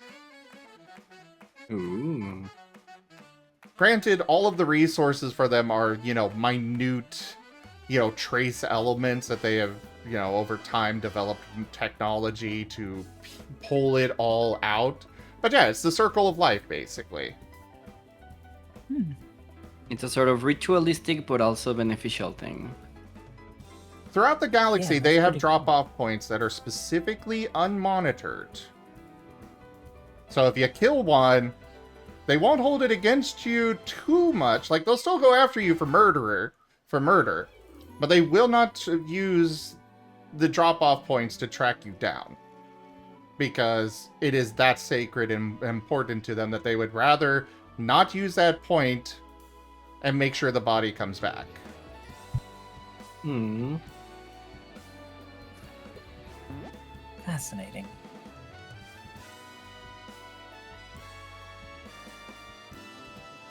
I could just listen to these stories all day. I love listening about people's character lore. Well-built lore, yeah. And, here is his, ref sheet. They all have those crystals that grow on their shoulders. Or, not on their shoulders.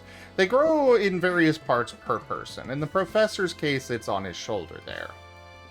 Some of them, it's not great places to have it.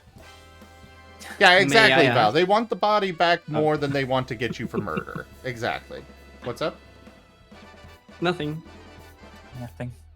Yes, the crystals can be born with the crystals growing in those kinds of areas. Oh. But Ouch. those are, yeah, those are considered a deformity in that case. Oh god. Yeah. But one important thing is that their families create these totems, which are created from the crystal shards from all of their ancestors. In the case of the professor, it's that cage down there. Because he's, very big on the xenozoology thing. So for him, it's his right of adulthood, is how it works. When you are ready to become an adult, you create your totem. You take bits of the little shards from your parents' totems, which is, again, all of your ancestors going back, and build your own totem. Some it might be a tapestry where the crystals are woven into it. In the case of the professor, it's the cage, Whatever you decide to make. And actually, there is a hint of the soul still in the crystal that you can then take to special people, special members of the community that can actually tap into that and let you talk with your ancestors. Oh dear. So you also have like a shamanistic. Yeah. You tap into your own ancestor Marsip state, and then for Avatar, and then you just they're just busy arguing. Oh my god. Very cool. Downside of having full access to family permanently. Can you imagine? You don't tap into... I would shatter that crystal so hard. You do not have to tap into all of them. You tap into one at a time. But yes, the species is inherently magical. They have innate spellcasting abilities. But yeah, you can go in and talk to them and get some advice or ask questions. And that's part of why it is so incredibly important that the bodies come back, because it's only the sarcophagus, that coffin that forms over them, that holds their soul in it. So they have to get the coffin back to then chip off a piece for carrying them on. Oh. I mean, it would encourage them ensuring that they don't have generational trauma. Well, yeah, definitely. Because otherwise, yeah, you're just going to be put on the shelf.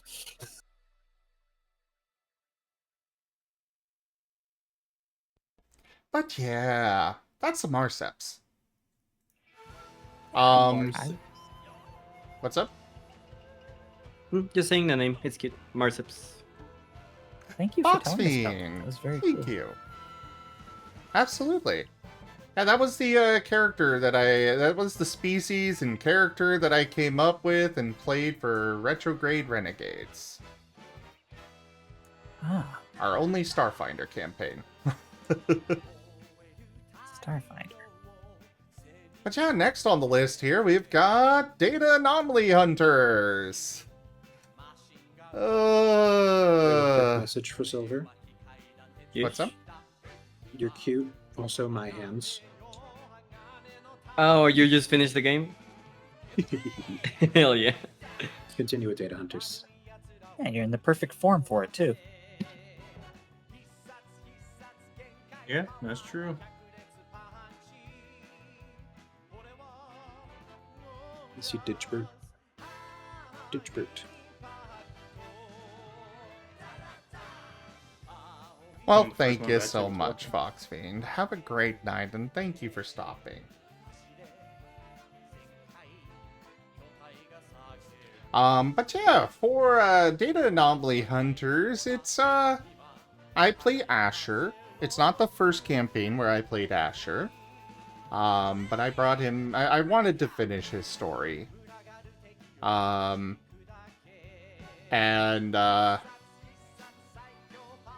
our first storyteller for this campaign, That's the one I remember watching. That one, yeah.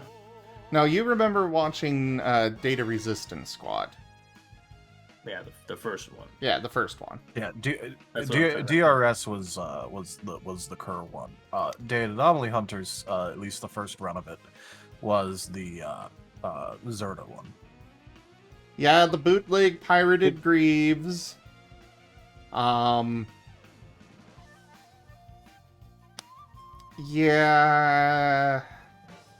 The original storyteller for this kind of also went off on the deep end.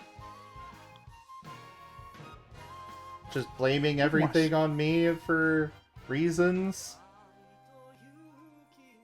And because the entire group was not enjoying it. Aw. I'm sorry, but when even Geeman doesn't enjoy it, you're doing something wrong. Oh, wow. No, Val. I would still very happily play a game with you. I would so very happily play a game with you.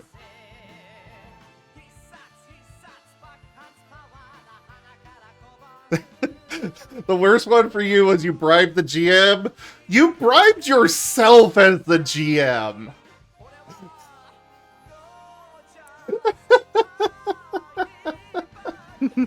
Huh? At one point during the Starfinder campaign, Val was running it. Val was the GM. And they had to give me the tip goals for it. And Val gave me the tip goal for one of the sessions, and then completed it themselves before we actually properly started it. Lol. And it's like, you bribed yourself! And What was the typical, though? I don't remember what that tip goal was. It was just so funny that they tipped to complete it themselves. Oh, right, it was for the tank. They were giving us a tank. Oh, hell yeah. Goals can be cryptic. Yeah, look, I designed tip goals to be inherently neutral in terms of the wording of them, so no one knows if it's positive or negative.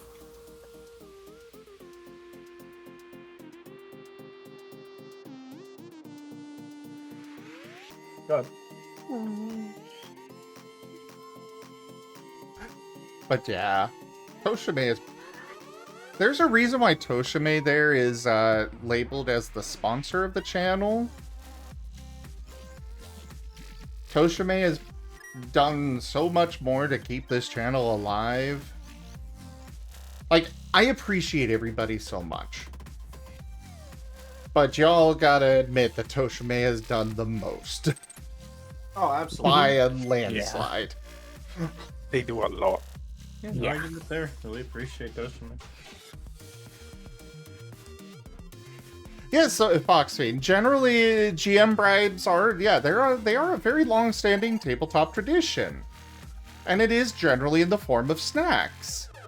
Generally, the GM does not bribe themselves by giving money to one of the players. I'll keep that one in mind. If I'm ever playing in a tabletop run by Zim, Can we bribe you with snacks? button. Is this a thing we can Treat do? the streamer I didn't know button. about this. By the way, There is a treat the Master, I do streamer have the button. strawberries in the fridge to bring you at some point. Not related.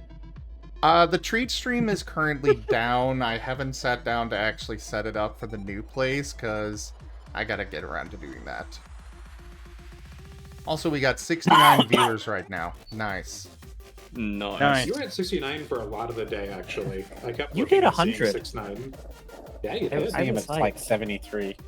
When you did the first part of your treasure finder, you were at 101. Yeah. Oh, right, Val. Yeah, I remember now. Let's see. So next up here to talk about was Echoes of Eberron. This was a D&D campaign where I played Sinil, a Pine Marten Ranger. This was the successor for Rooms and Reptiles, which was our All Cobalt campaign. Our first one. And, oh, this one was a bit of a doozy. So, we kept terrorizing Dova, the DM. And he would terrorize us in return. Like, one of the players... You know what? We're gonna play the clip, actually. We're gonna play the clip. Last I checked, it was still the most watched clip on the channel here. And probably half of those watches are just from me. I see. Let me find it here. Top all. Oh wait, no. The top Okay, so it's not the most watched. The most watched is top 10 anime sacrifice from my time with Space Engineers. We'll watch some clips for a little bit. Give my voice a little bit of a break. Because, yeah, my voice is getting a little bit raw. Only been talking literally all day. Don't worry. Really fine. Yeah. But I'm loving the stories you're telling. I wanted to know about all these tabletops. I just didn't have the time to watch them all. I know, right? That's villain. There's too many. Alright. So, yeah, we'll just watch a few of these. Give my voice a little bit of a break. So this one was from, Oh, I should probably do it this way. Ah! Like this. No, like I don't have my landing. So, in Space Engineers, I got this idea of... I made this cube. I called it the Zim Cube. It was massive. Like, seriously a huge ship. And I went to Tanya one time, and I'm like, what if we put a giant maw on the front that could eat ships? To which her response was, why are you like this? And then she made it. She put a giant maw on the front that I could grab ships, pull them in, and start tearing them apart with saws inside. And then I was like, okay, so this is cool and all, but what if not only I can eat ships, but I can eat asteroids? So You became too power hungry, but then then her response to this again was, why are you like this? And this is a scene from us removing the first jaws to replace them with ones that would work with being able to eat asteroids. No, like I don't have my landing gear set up. I thought they were. I'm trying to push it away. That's not going to do anything, Zim. Why do you do these things? I specifically said, let's wait on the third one. I'm sorry. This is gonna hurt. It's gonna hurt me a lot more than it's gonna hurt you.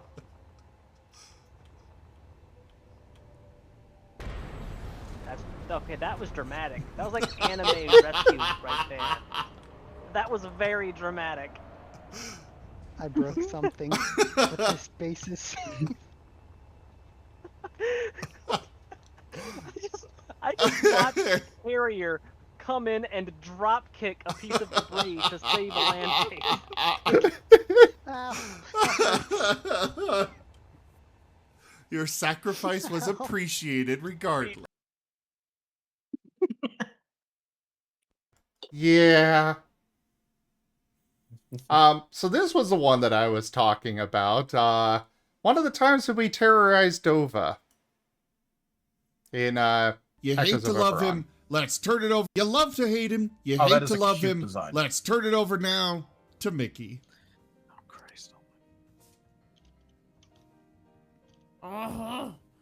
Mickey's not feeling too good. Yeah, that's fair, Mickey. Hey, here's a glass of water. You drink up, you sit on the couch, you watch reruns of Family Guy, okay?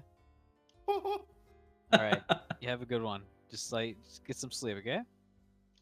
Oh shit, my friend Mickey went out, so he asked if I can come in and go hang out. Meanwhile, go back in your room. Oh, meanwhile, I'm Puddin'. I live in the flash. Y'all can never let me out. Oh my god. You never go on any walks or anything. It just doesn't end. I have no words. Meanwhile, go get in your room. So in Echoes of Oberon, huh? Aqua Team Hunger Force. Sound like Meatwad from Aqua Team Hunger Force. Yes. No, that's what I was thinking the entire time. Yeah, I recognize that.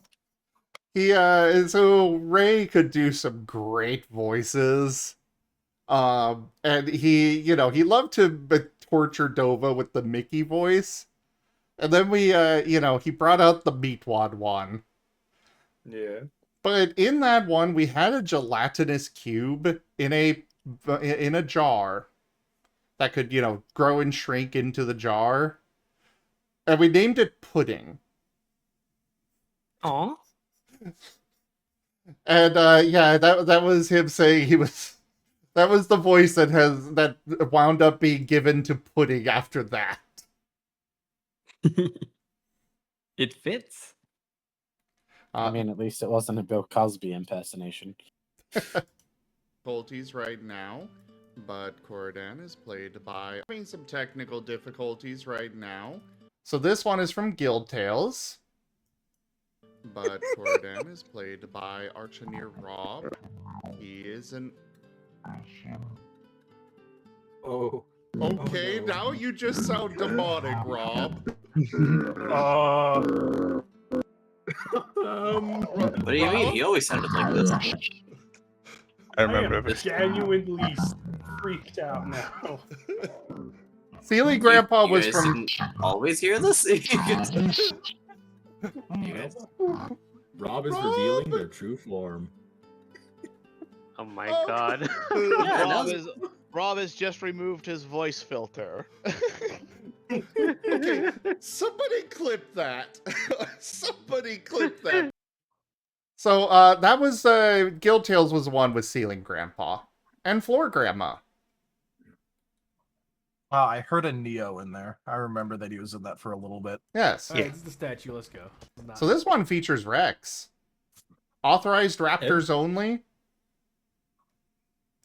Let me go. Alright, this is the statue. Let's go. Restricted access. Raptors only. Oh, Keevan whispered it there. He thought it was in the game. I had 2 seconds. I had to realize that was not the game. Cute. Very cute. Very cute. Oh, hey, there goes the phone. I'm just nailing this and it's funny. Oh, hey, key. Most games I play over here, I have to be wary of all the redeems and sound effects. They tend to get me pretty good. Nice. Same. Sometimes when And we're it may or may tabletopping not and I have suddenly hear something to the do with tabletop. redeems is like, oh. Nice. So, Okay, that's You gonna give us any details? This one, Supermarket Simulator, you know, one of those times where the customer decided to give me, you know, $200 on a $5 bill, and I decided to just start giving them coins. And the coins just stack up. And it may or may not have in a something perfect to do with line. tabletop. Nice. Okay, Cool. that's You gonna give us any details? At least it's tabletop. So, more specifically Warhammer, but it's going through the ceiling. Specifically Warhammer, Fantasy, or 40k? And then American Truck Sim. Oh boy, this one. I know exactly what this is. Oh. Okay, it's back up.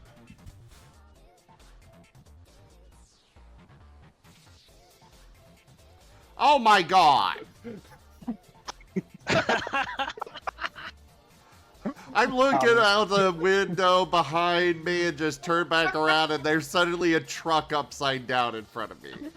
Don't Just literally, not even a second of looking away and there's suddenly a truck there. Back up. That just reminds me of like those videos you see. Oh my god! People doing dash cam comps. You never know what's gonna happen on the highway. Oh yeah. Oh yeah. This one is from old VR chat one. Yes. On desktop mode. Yeah, I was on Looks like the game desktop we were mode. playing. Oh, let's have a brawl in here. Let's go. Oh, that's weirdly familiar. Jesus Christ.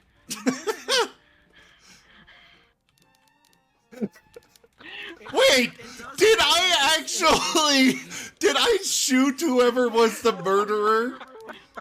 Right off the bat? You killed everyone. You killed everyone. Literally, I just picked up a gun. Apparently everybody was just at the door except for one person. I shot the gun and killed everybody except for that one. Oh man. Oh my So god. back when you Gunfight. Rue had the mask. Yes, that was when I first got my first 3D model and had the mask because, you know, middle of COVID. Yeah, the wall was on fire. Yes. Aw. Do that. Where the car at, Factorio? Do that. But then I was like, where's my car? To go do that. To go find my car. To go do that and fight the 5 things with my car. But I couldn't find my car, so I was like, where's my car at? Where'd the car doing? Where'd the car at? How do? The moment I saw the tracks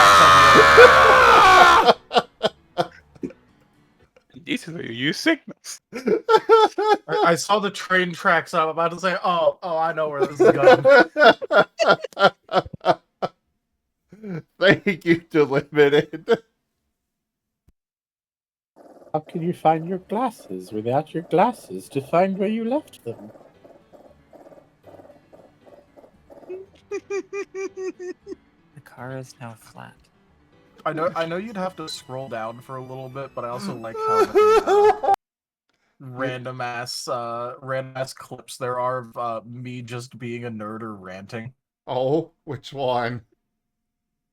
I know one of them got turned into a full 18-minute to 20-minute video yes, of when that. Kerr let me rant about medieval defenses.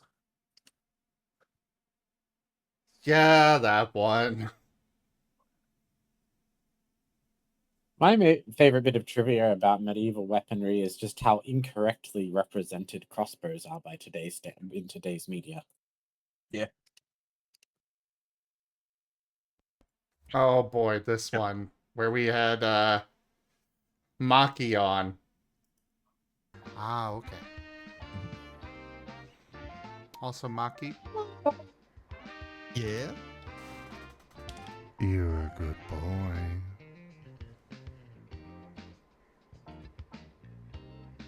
Maki, it's okay to talk about your stream on my stream. What? Oh my god. He started knocking a whole bunch of stuff off.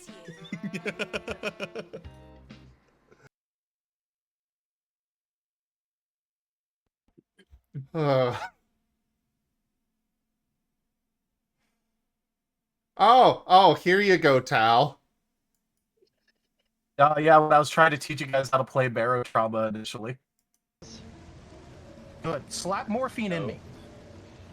I've told you to slap morphine in me. Put morphine in my body.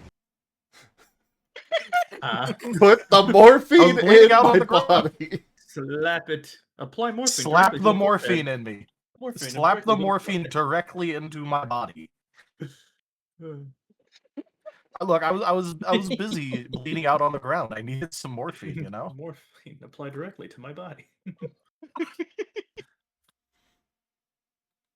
Slap syringe. You love my morphine. Way to find out. So, well, there's only one way to find out. I was curious what would happen when trucks run into each other. And also, face cam. Yeah. Oh, yeah. From a long time ago. Yeah. Good night, Kenku. Alright, Kenku. Good night, Kenku. Oh! Nighty. Oh! Oh, Oh, God! I must go! My people need me! Simpsons reference. Oh my god! All of my stuff! Oh, the leg. no! Yeah, sent me flying. Oh, here, this one says Rex uses the safe word. Oh no. Oh. I command pure chaos! Please TF me something else. Hopeful Please. 234 has turned Rick Strider into a cloister. No! I don't! I mean, it's not just the fact that closes her back, it's the fact that you're a freaking shell. The moment somebody tries to pet you, you will close. Cloister. No. Cloister. You see, Rex would not close on me. And I know the right Cloister, spot no! to pet my little cloister. Banana. No, I'm a giant coochie. I don't want this right now. Please. That's not the safe by the way. It does run deep. I know. What was that, Oki? The Cloister lore really does run deep. The more I hear about Rex and Cloister, I'm like, oh, it's just the Pokemon puzzle game thing. Oh, Rex has a thing about a fear of cloisters. I'm like, oh, Rex is pain regarding the giant sea coochie truly is immense. Like, yes. Deep-seated trauma. There's a lot of positivities and to being vulnerable and open and just speaking, what's on your mind and your fears and loves. And then sometimes there's spirals. It into backfires. that. So here's one. That one, nice I one. remember that one. He took off the headset. What? Hold on. Hmm. If this thing will clasp, this is why we'll just weld it on. Weld it on. There you go, my good boy. What is heavy? I told you it was. It's a lot. It feels thicker than it looks, and it's really heavy. So this is, my. well, it's supposed to remind you. So this is when Rex first moved in. And he had no idea that I had a caller waiting for him. Oh, that's adorable. That's so cute. Yeah. The sweetest thing. I'll Yeah. restart it. He took off the headset.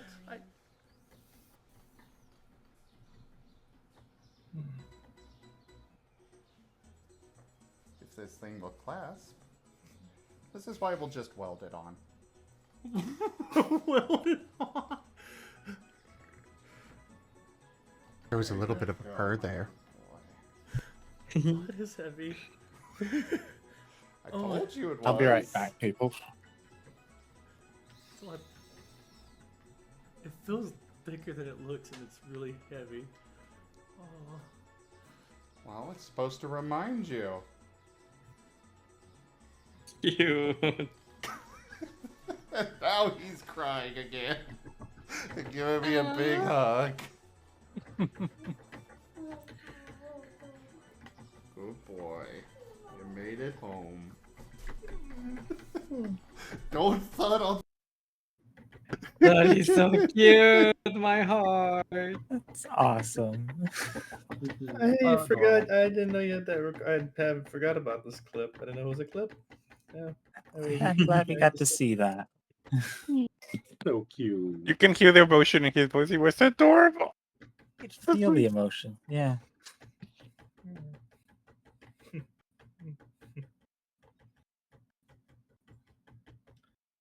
Oh, here's one for Tao.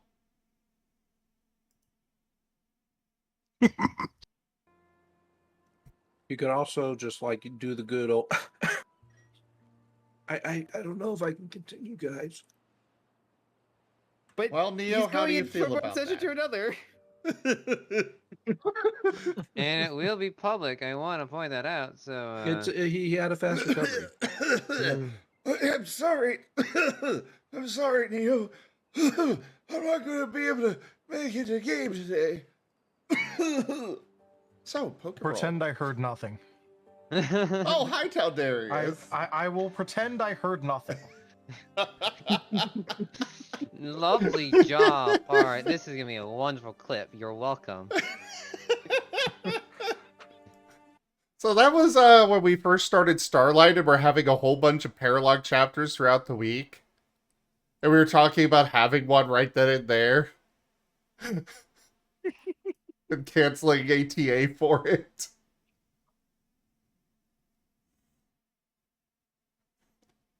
Oh, there are some really great... So much... At that point, I'm pretty sure that I was still doing the assistant stuff. You were. I think. Yeah. So, like, I was just like, all right, cool. I'm just not going to tattle. I'm not going to be a TA. I'm just pretend I didn't hear shit.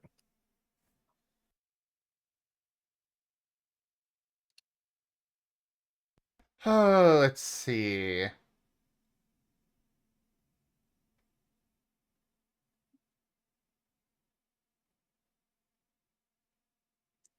Who hears things? Who hears I things? don't have ears. Oh. Yeah.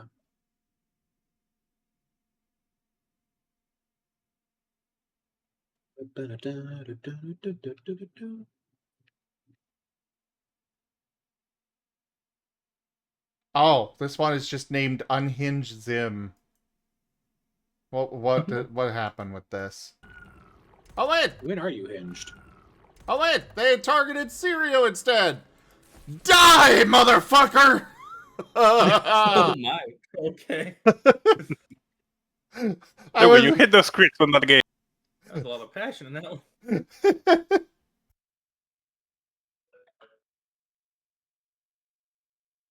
When you hit those crits on that game, it feels really good sometimes. Yes, it does.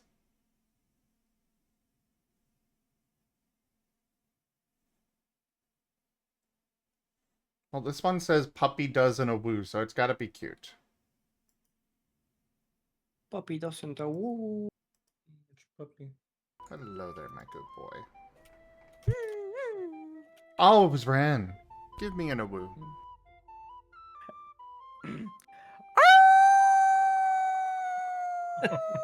The instant peak. Good Mike boy. negated. Frame 1, Mike peak. Adorable as always. Very adorable. All right. Let's get back to the whatever you call this. Story time. The guessing game. Yeah, well, not guessing game anymore, but Tabletop story Everything's time. been guessed. No more secrets in this life. We know everything now. No. We have been enlightened. Tabletop recap. So Can I yeah, have there the was I shared that clip with Echoes of Eberron. We went over Fists of Furry earlier. This is for our brand new Fallout Twin Cities Scar campaign, which we just started, so not a whole lot to say about it yet. But that was for that's where I play Venro. First apparition of the snake puppy. Yeah. Very cool. This is the logo that so this logo, I was originally planning to have a kind of a bunch of one-shots, a little campaign with a bunch of, basically a bunch of different people would jump in and stuff. Not a set roster for it. It unfortunately, the goal was to, you know, find good players so that way they could get into a permanent campaign. But it unfortunately never really went anywhere. But I have decided to use this icon, icon anyways as a, this is for all of the campaigns that just did not make it.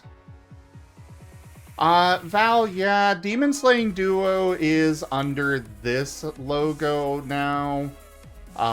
Like, it's still got its own logo, but it's in the short-lived campaigns, is what I call it. Because unfortunately, it didn't last long enough to, you know, have the staying... Like, we only had, like, 6 or 7 episodes. And 10 was... or no, 20... I forget what my cutoff for it was, but... Yeah, it just didn't make it to the cutoff. Yeah, unfortunately, life got in the way. There's a multitude of reasons why various campaigns failed. You know, sometimes life gets in the way. Sometimes, you know, sometimes the storyteller just can't keep going. Sometimes there are issues. But... Did you see how many you have, though? Oh, yeah. Like, I of course, have... not all of them can be winners. Yeah, exactly. Not all of them can be winners. I think there are 25... No, I think there's 26 logos up here. Also, some people are just really bad at keeping a campaign going. I got a buddy named Nate who DM'd most of my games in high school. Me and my original friend group for Friday games that I sometimes talk about have a type of game called a Nate game, where you get like 3 or 4 sessions in and then just inexplicably never hear about it again. Oh man. Because that's what happened every single time. On the other hand, I back in high school, I knew how to make a 3.5 character in about 2 minutes. Because I had to make so many characters for the different games. Yeah, there are 12 campaigns under this particular banner that just did not last for one reason or another. Oh my god, Gib Gab.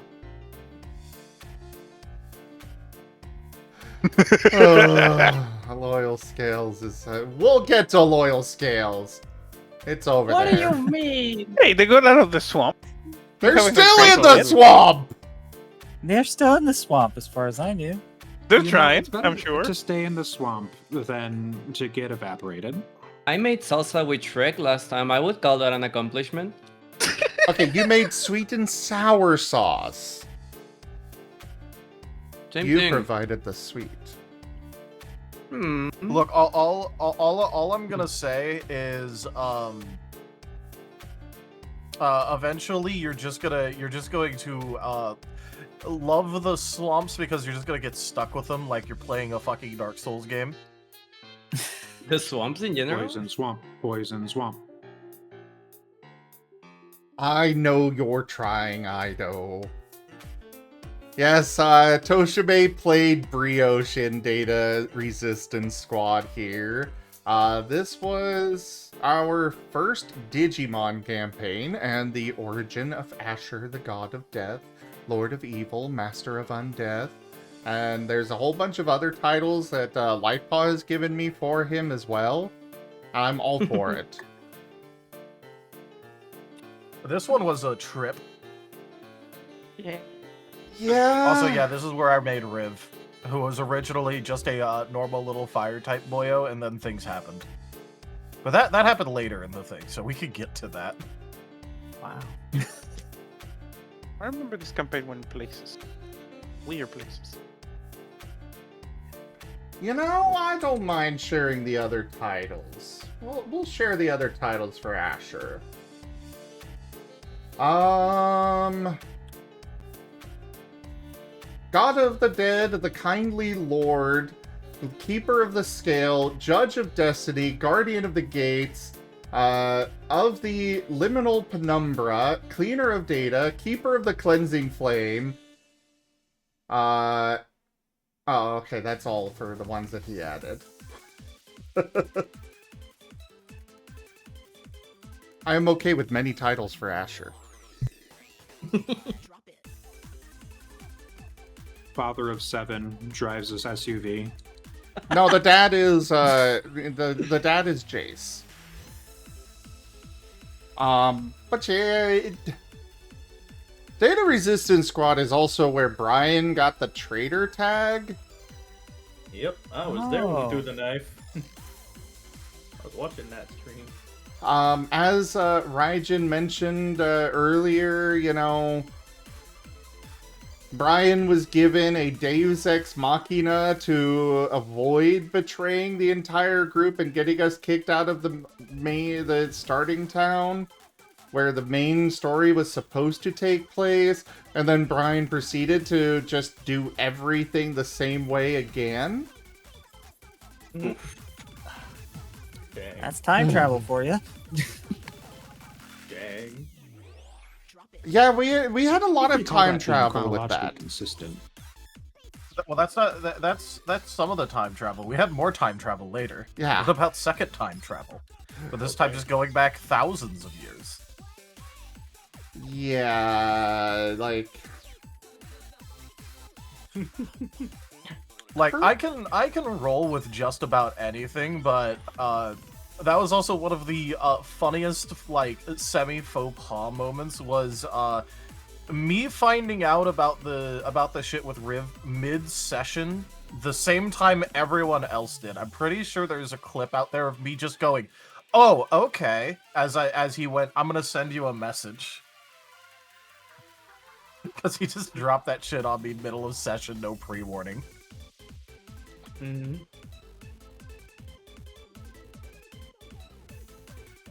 Like that one was a bit, ooh boy.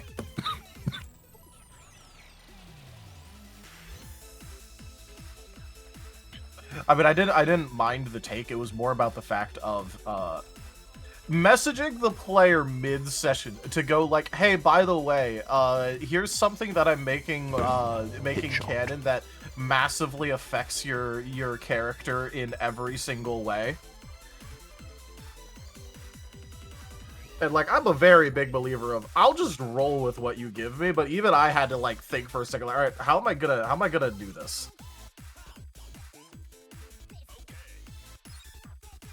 So Kerr came up with some interesting stories.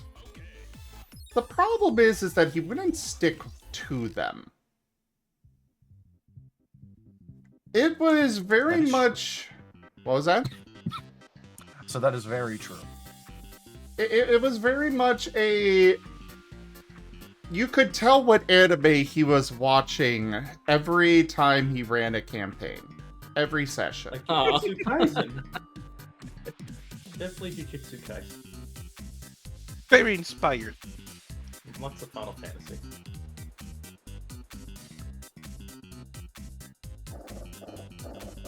You could tell very easily, actually. Yeah. Because he would just give enemies or allies explicit anime powers from whatever anime he was watching. Usually something Fate-related. I mean, Fate is pretty cool, though. It's all over the place. But yeah, we could tell what anime he was watching because it was always the same things over and over. Like, it's... They were interesting stories, but like, so, uploading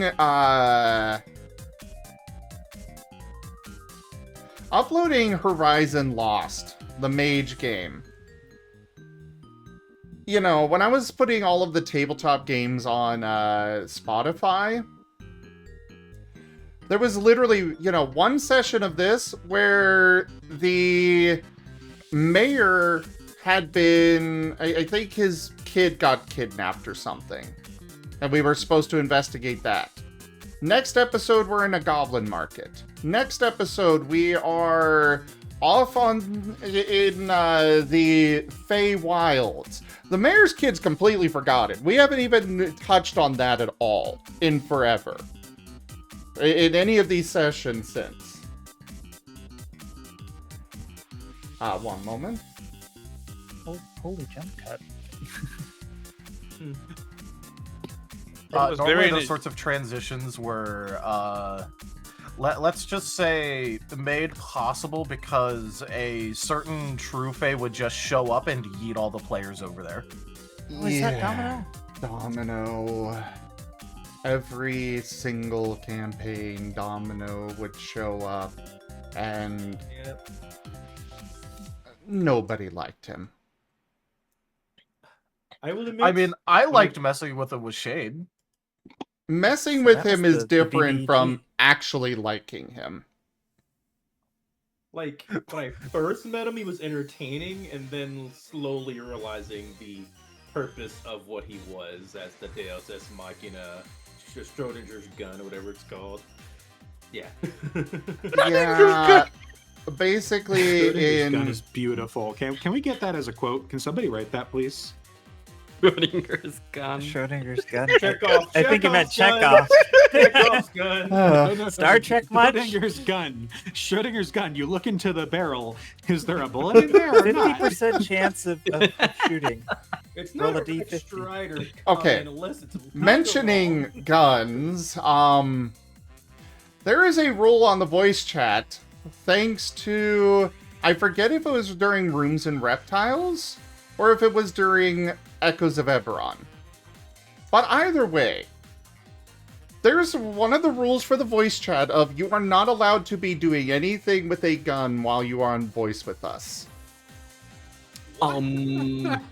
Excuse me? Because specific rule? We had a player during one of the, was it during Echoes? Okay. Either way, one of the players was cleaning his gun during the session.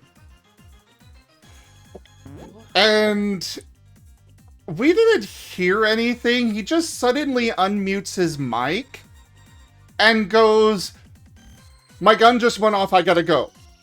And leaves No fucking way. And that's all we know. And we're just sitting here like, what the fuck happened? Is he okay? Is he dying? Is he dead? And we're all on stream during this. Like, what the fuck is going on? Terrifying. Was that the last time you heard of that person? No. He came back on before the end of the session to tell us that he was cleaning his gun when it discharged and went through his AC unit in the wall. Oh. Oof. That is best case scenario, hitting nothing but object. Jeez, dude. Yeah. Nothing but that. Crazy. So yeah, after that rule, or after that happened, I put in that very specific rule of do not be messing with a gun on stream, please. He insists he cleared it. He insists he made sure it was clear, but clearly he didn't. Clearly he didn't. Survey says you're wrong. Well, $600 later, and I'm back. Welcome back, Kurai. Oh boy. Welcome back, Kurai. Hello. Slash, I don't want to get into names on that. If you want to find out, go back to the stream and go back to the recordings and watch it. But I'm not gonna say who it was. But next up, we have this. Pretty moon. Anyone know what this one is? I know you know, Toshi. Was that your werewolf game? I am finally this was done not drawing for werewolf. today. Holy shit, I need a break. I need a break. My dear, you did another session. I'm not drawing tomorrow. Tomorrow I'm taking a break, but Senor- holy shit, am I tired. Hun, Take you said care. last session was like 2 sessions ago. Not true. I did say that today. I was going to draw plenty. Is But- more than plenty. Poor boy. It's been quite a bit, but tomorrow I am not doing anything. Tomorrow I'm taking the day off, so EP. Pat. Yeah. So this Yeah, but then we're was down to What? so this was Eben Sales Exalted, where I played as Nevis, King of Conquerors. What was that about Fate? What was It's that? great, and that's an easy way to remember it. What do you mean? Oh no, nothing. Just Gilgamesh posting. Oh, that, yeah. There was inspiration with Fate for Nevis, but I went my own route with him. And it wasn't from Gilgamesh. It was from Iskandar. Iskander, yeah. But either way, this was another one of those Kerr games where they'd had all of the normal Kerrisms, you know, story jumping all over the place. We have one thing that we're dealing with one session. We don't even get halfway through dealing with it before suddenly we're off onto dealing with something else. Oh, and also we've got new powers because anime. Anime. That said, I enjoyed it, but also, eventually I was... Disjointed. Yeah. It like Your immersion the was crab shattered. army was funny. Oh, I yes, don't- the Crab Army. I don't remember the details of it because it was like forever ago and I don't think he bothered using it, but he did at one point ask me to make an enemy for you guys. I just don't think he ever used it. Oh. So, like, I made a random enemy for you in it Exalted. It was actually related to Toshime's character, I think. I think I made, like, a thing for Toshi, and then Kerr just never used it. Yeah, this is another one of those instances where Toshime talked soft and carried a big stick. Kerr forgot that Toshime had an item that made light for miles around that would instantly vaporize the army of darkness that we were facing. So Toshime literally just deleted the army that we were supposed to be fighting.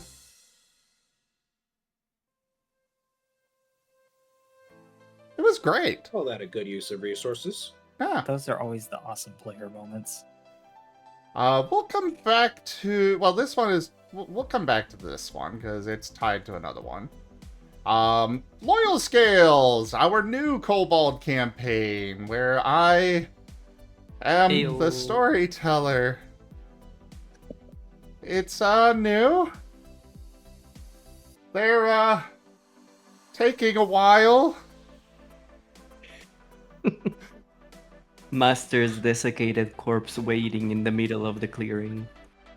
Yeah, aren't they supposed to hurry because the dragon's gonna die? Yeah. We've been trying. I will say I have been giving them stuff to play around with along the way that does slow down progress a little bit. However, I'm not slowing it down that much.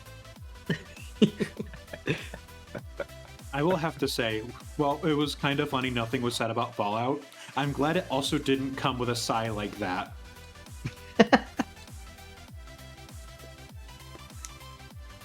So, I mean, we could go talk about Fallout. It's just really, really new. No, it's the most new one.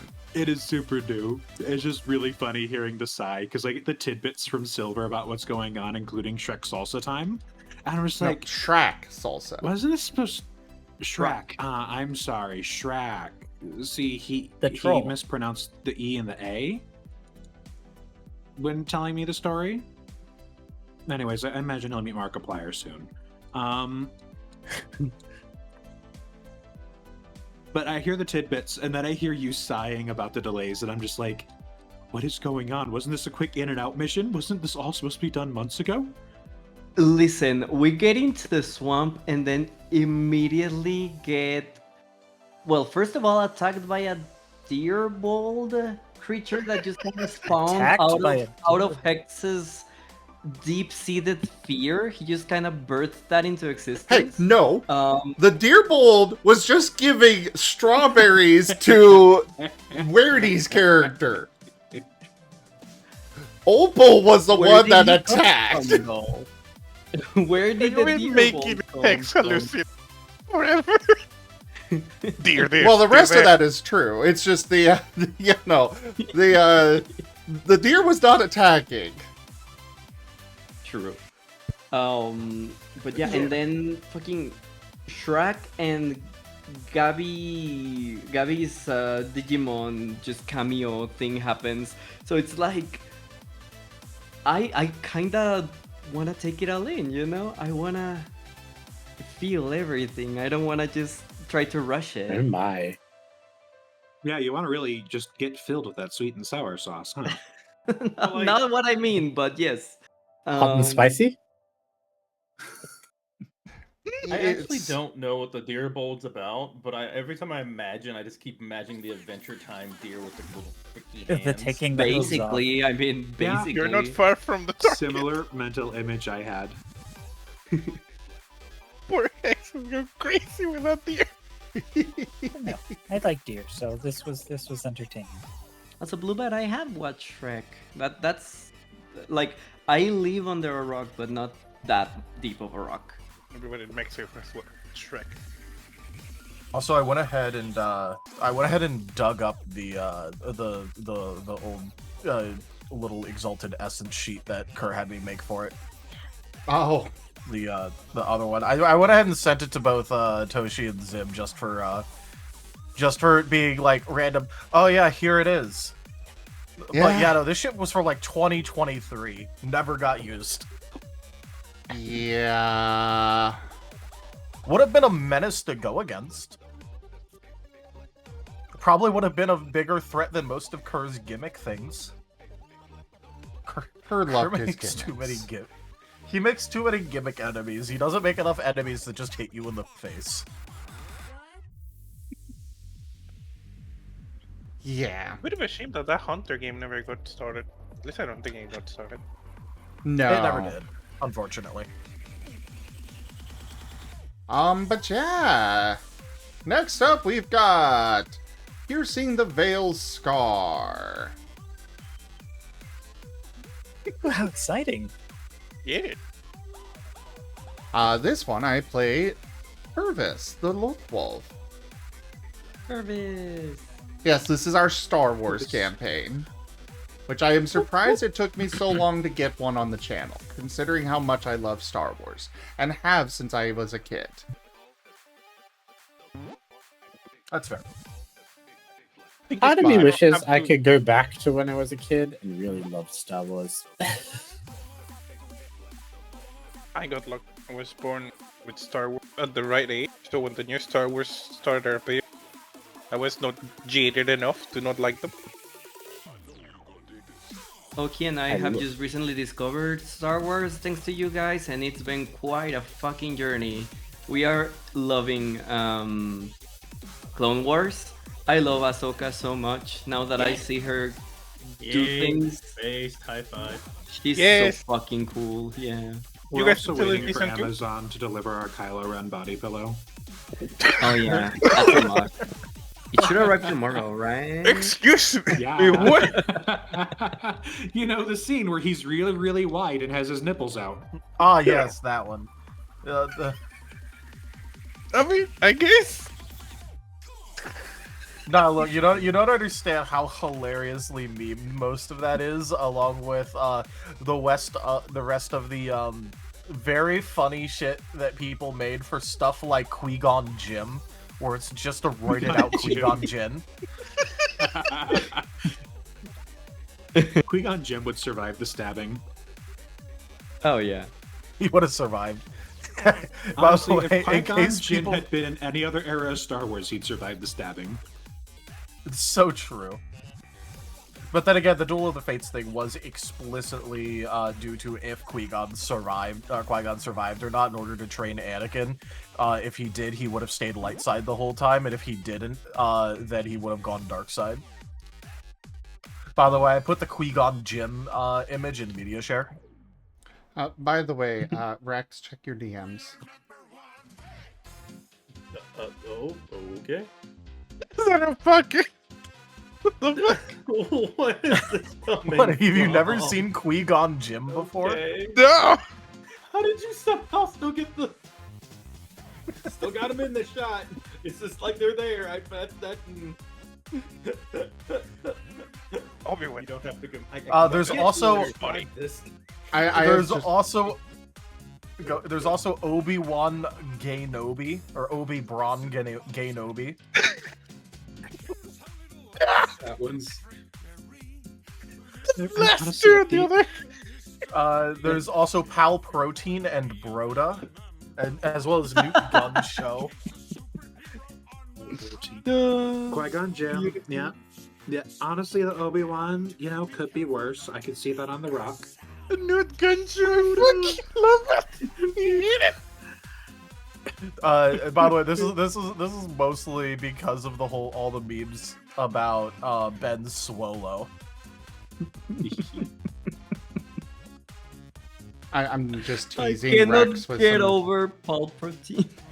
The Trade Federation is not about violence, it's about protein. What was that, Master? Teasing Rex? Oh, I'm teasing Rex with some new art that I literally just got. Oh, very nice.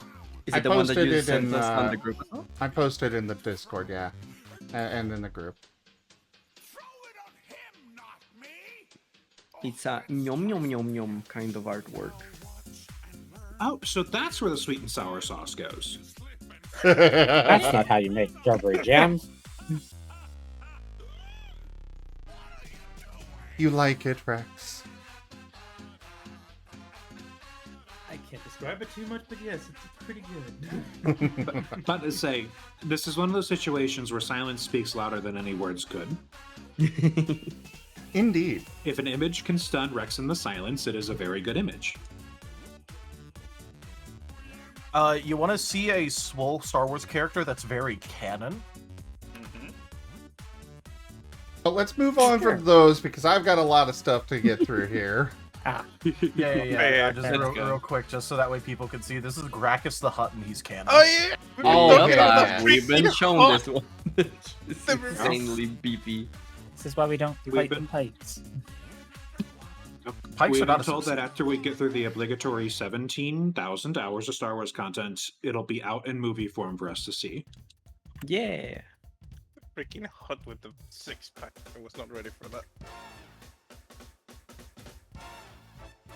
But yeah. So you got the piercing the veil. I see you guys have turned me into Furvis. Of course. Appropriate. Tal is running it. It is a fantastic time. We're going through Sith temples. We've got a crazy Ewok with us that for some reason did not get involved in the drug dealing robot last session. You got all those Yeah. gremlin energy destroying Meryl's kitchen. Regis had to be the crazy one there. Blue shadow grenade. That's not gonna end up being problems later. Oh, you know, disruptor grenade. Oh no, they chucked that. I want to see the face of that body when they throw it and it turns out to be real. And then there's just a bunch of Imperial Stormtroopers disintegrating in front of their eyes. Like, oh no! It was real! Oh boy. No, the best part is you have to have them diving away, so it only just catches their heels, so you have to listen to them screaming as they disintegrate horrifically, and everyone's left feeling really bad. Either way, it's been amazing being a part of this tabletop. Now? No. I agree with Kuroi. Like, you Oh my must make God. them suffer if you're going to disintegrate them. You don't start with the head when you disintegrate. Like, Kuroi, if the brain's don't ever gone, get then the the rest of the extra detailed particulates. part. Yeah, these things are illegal. They're war crimes. You need to show it. Exactly, Yeah, especially if there's some are like Sanchez. halfway out of the blast radius, so they're disintegrated just from like the waist down. Nope, you gotta remember the molecule thing, it vibrates apart your molecules and it will travel through your entire body. You get Yeah, shot so in you the just foot, have to it get will it- slowly travel up through your entire body. Supposedly You you just can have to chop get it the that foot they off will and be almost fine. get out. And then, they all just start disintegrating horrifically and painfully. I mean, if it vibrates your body, it will technically turn you into sludge. It disintegrates your atoms. Well, while they're distracted with this Depends on the discussion, Yes? have another Streamlose pack, everybody. So yeah, we already talked about Iron Fang. That whole mess of a campaign earlier. Next up we've got Lost in Chaos, which had our first side campaign that happened simultaneously. Because my character decided to leave the main group because of reasons that happened. He got chained down and he didn't like that, so he left. And he had little adventures off on the side before rejoining. Rex was part of this campaign. This my one... first ever campaign. Yeah. This one lasted for quite a while. There were a lot of good moments in it. There were also quite a few bad ones. Including me receiving death threats. Oh, this is the one? Yeah. Yikes.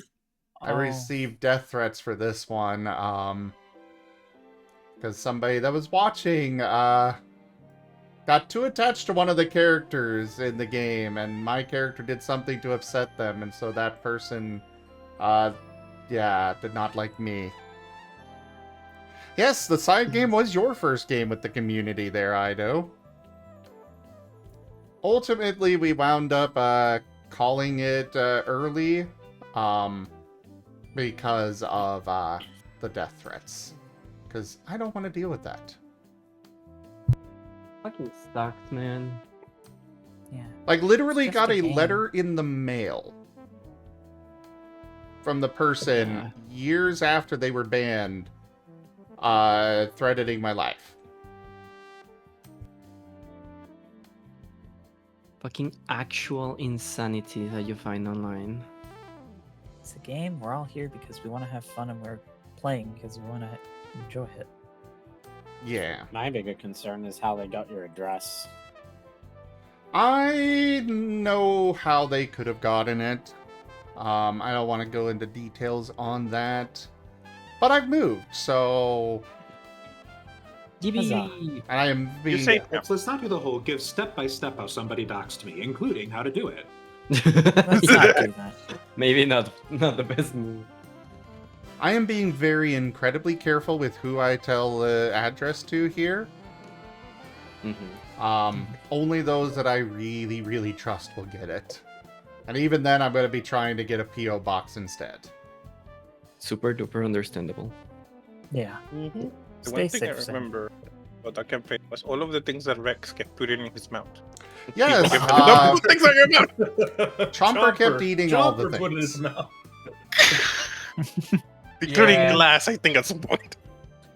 Being a character that puts things in their mouth when they shouldn't is a great character type. I'm just saying.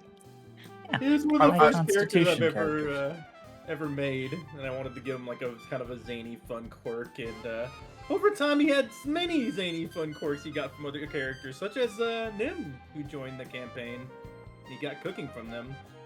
Wow. Just to keep it on point, it was one of the legit the first ever campaign I was a part of, and I remember one of the first campaigns using the Scar engine too. Yep. As well. Yes, Lost in Vane was my Chaos. first Scar character. Yeah, Lost in Chaos, I think, was actually the first campaign that used the Scar engine.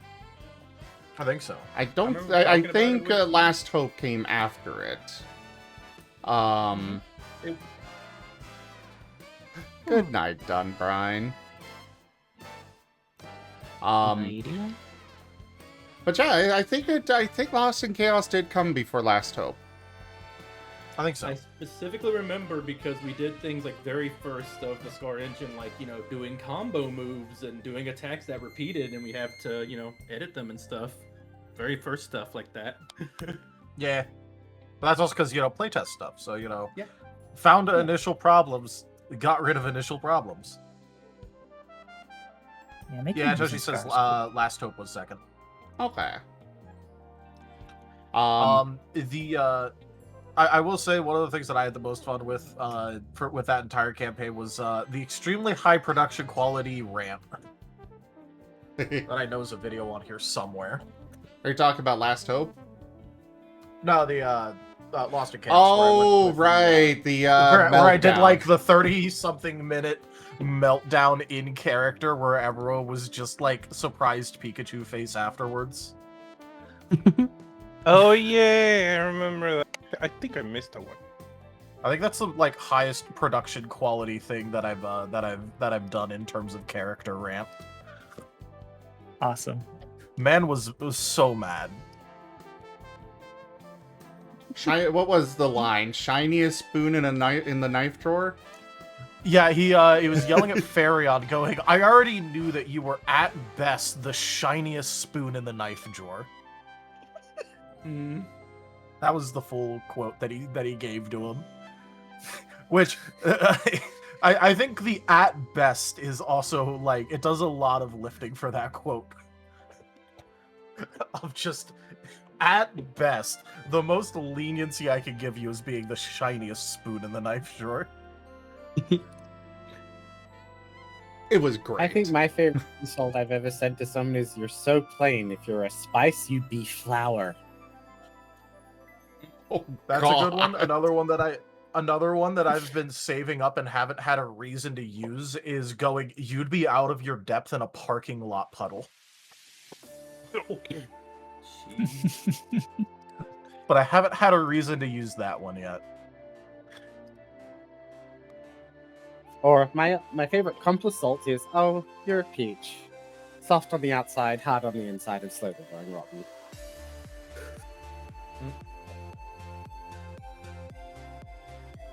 But then comes Last Hope, where Kerr ran it originally. Oh boy. It also had a bunch of the... What was that? So I'm gonna use the gremlin and I swapped to Shade's Zora icon. This one also had a lot of the Kerrisms. You know, we start off with, you know, introducing characters, and then there was this tournament thing. Octo's character Cobalt wanted to participate in the fight against, you know, 3 fully evolved Pokemon, and we had literally just started. So my character went in as well to, you know, try to make sure Cobalt didn't get squished. And then suddenly somebody Deus Ex Machina'd in, you know, threw the others out of the ring, threw the fight themselves. It was just Hunter and Cobalt. A squished Cobalt is a happy Cobalt, though. It's suddenly my, well, not Cobalt. Like the metal. Yeah. The blue thing. Does the sentiment change? It wound up with Hunter being the leader of the 3 towns. My socially anxious little Poochyena that tried to avoid the spotlight at all costs suddenly, like, session 1 was the leader of 3 towns. Did they manage to deal with it, though? Yesin? Yes. Wonderful. Oh, that campaign went through a whole bunch of stuff. Like, typical for Kerr. You knew you Shade, always... Shade was a cameo character in that, and then I started terrorizing the local Trufe and sass too many people. So then all the players were like, "Can we keep the gremlin?" Oh, then yeah. Shade stuck around. Oh, yeah, also, as Toshime pointed out, we also got evolution crystals immediately. Ooh. You know, literally immediately. So eventually we were just like, okay, Kurt, we... Yeah, he got so many ideas that could have been so fun. But he didn't see them through because he would get distracted and go off to something else.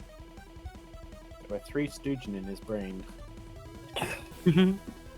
But then we had Dot Takeover running it. They ran for a few sessions before real life got in their way because they got a job and stuff. Ah, yes, the king is gone. That could just absolutely destroy everything. With a JJK power because he was watching JJK at the time. Ah, I didn't know what that was from. I just assumed. Yeah, it's from Summit. Jujutsu Kaisen. So it was another one of those. There was a villain, basically at the same, like at a very similar time to when he revealed Marie's power. Who had there was a villain in JJK, like a minor villain, whose entire thing was the harder you hit him, the less damage it dealt. Oh yeah. So you needed to somehow hit him softly. Yeah, Maria had that power. That's so funny. You know what? Where all of her Props to dice Kerr for values were picking a side character. But it also meant that all of her dice values were basically like completely reversed. He also kept forcing this demon book on Merle's character. Like Merle's he tried to. Yeah, good. Merle kept saying no, and yet he kept trying to force the idea of Merle making a deal with this demon undead book thing.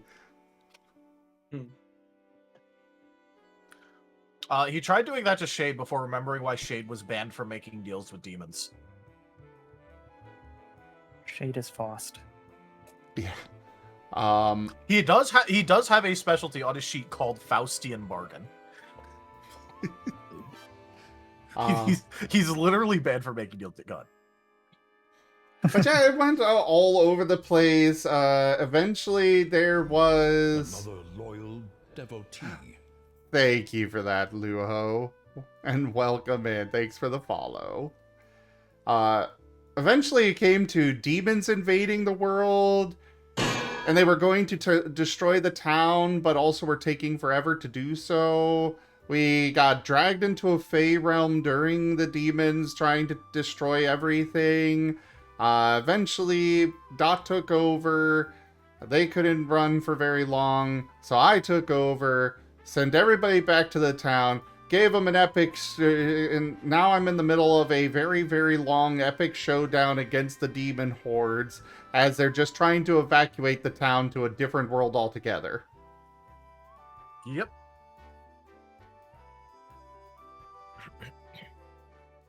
And I still think it's very funny that I sassed my way into sticking around on accident. All right. But it was also at around the same time that Starlight was doing the transition from Rygon to you running it, and you couldn't play Shade anymore, so we wanted to give you a place to play. Yeah. That and, he sassed his way into the other players desperately wanting him to stick around, especially because he was being a complete menace to local Fae.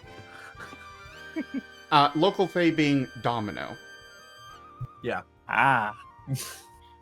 Well, that makes sense. Shade saw local Fae that he could goad into bets and just could not help himself.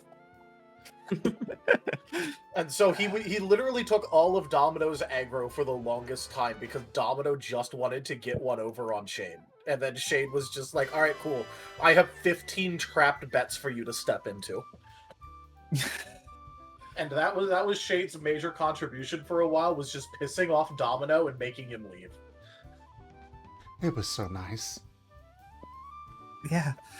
It was surprisingly Domino-free for a while when Shade joined. And he started, actually taking the aggro. What would happen if Shade meets Paint?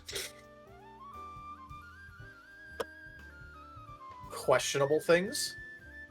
The world ends. But also, Paint has a pretty decent contract, so it wouldn't do too much at the beginning. It would have to be like a long-running thing. Yeah, it would definitely have to be long-running, because Paint's also not one of those Fae that is trying to screw people over. I didn't know Paint was a Fae. Yes, Paint is a Fae. I didn't know they had a contract. Oh. Well, yeah, Paint's got a simple contract. One throw equals one wish. You throw the ball, you get a wish. Within his power. Cute. Oh, that's really cool. Most often it would be, you get a hug.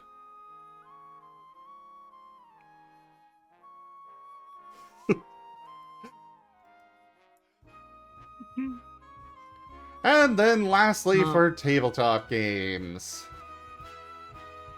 Here's the one you've all been waiting for.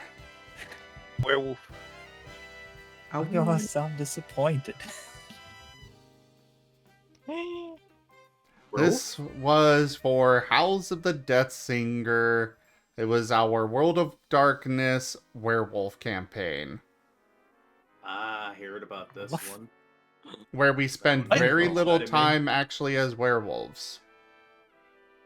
Oh man. What? Yeah. Disappointed? What do you mean? They're probably building up for the fun points. You gotta have the suspense. There was also Again, Kerr ran it. And there wasn't any combat, because Kerr never ran combat. So there was no reason to take on our werewolf forms. And, most of the time we were around normal people, so we'd drive them crazy if we turned into the werewolf forms. or make them werewolves, because in World of Darkness, just seeing a werewolf gives you a chance to become a werewolf. That's cool. Yeah, that sounds good. Yeah. But in that one, I got to play a... I was playing as a spy. Infiltrating the bad guys, because Pentex are the bad guys. Oh yeah, there was also the club that had Lucifer, yeah. Because Kurd, was watching Lucifer and made a nightclub run by Lucifer. But to be fair, if you're gonna have Lucifer, you're gonna put him in a nightclub. I think there's a few TV shows. I don't know. I feel like if I did a thing with Lucifer, I'd make him either the owner of a restaurant or like the coach of an ice skating team or a ballet team. You're not having the fallen angel be customer service. No, fuck that. No, Lucifer is a janitor. Like, hear me out. I would say He's always that. there to sow a little bit of chaos. Put a little bit of slipperiness here. Be right next to anybody who needs to hear the wrong words at the right time. Like, you can do so much with Lucifer as a janitor. I mean, have you seen Scrubs? That's effectively Lucifer as a janitor. No, I haven't seen Scrubs. It's not that bad. Yeah, the club was neutral zone amongst all of the... Is that the one that has the janitor that fucks everybody? Yeah. No, he doesn't fuck everybody. He fucks with everybody. See, a lot of deities hide as janitors. It's usually either a god I'm thinking of or a Grey's devil. Anatomy. No, Scrubs is the one with the psychotic janitor who has a vendetta against the main character. Because the main character is a pain in the ass.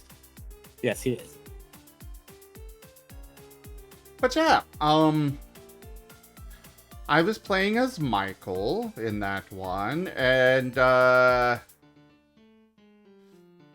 well, I got to pretend to be evil and would repeatedly do things that made that made Kerr squirm, and several others really uncomfortable with what I was suggesting.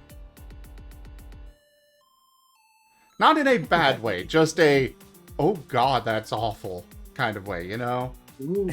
That gives me ideas. Please continue. I'll have to go look at that. Did he go into his oh god, oh fuck laughing fits? My character? No, I mean Kerr. Oh yes, many times. My character got sent to werewolf hell at one point. Oh, very nice. Yeah, but Kerr was very permissive. That just sounds like a good thing. Werewolf hell. Kerr was also very permissive with the punishment. Like, the mages should have been punished a lot more on their game. And I imagine it's the same for the werewolves. We would have all loved to be punished more. Yeah. We I remember when...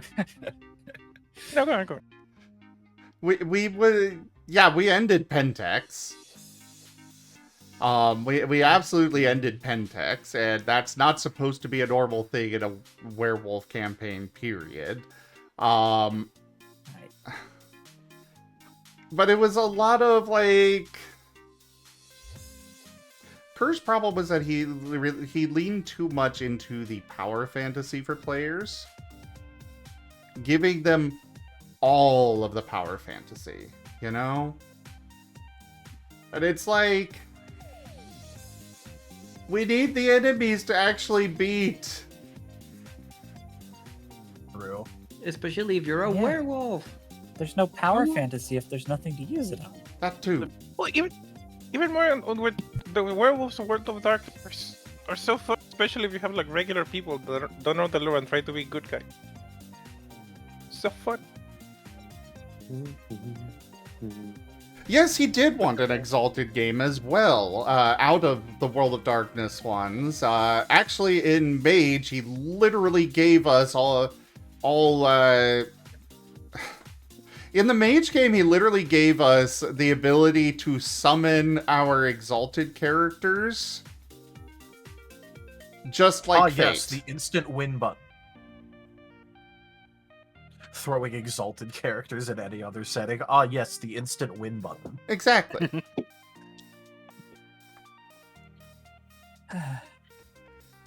I don't know how Yeah, it was a story that it was his story, not our story. Was the problem with most of his campaigns. But why are they called curisms instead of curfews?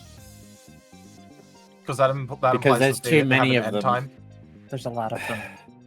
There's too just a little bit at many a time. doesn't rhyme. They end a little too quickly. Yeah. I mean, I had fun in Curse games, but then again, I have weird taste. I had, and also and you because could I'm maneuver through so hard to upset as a player.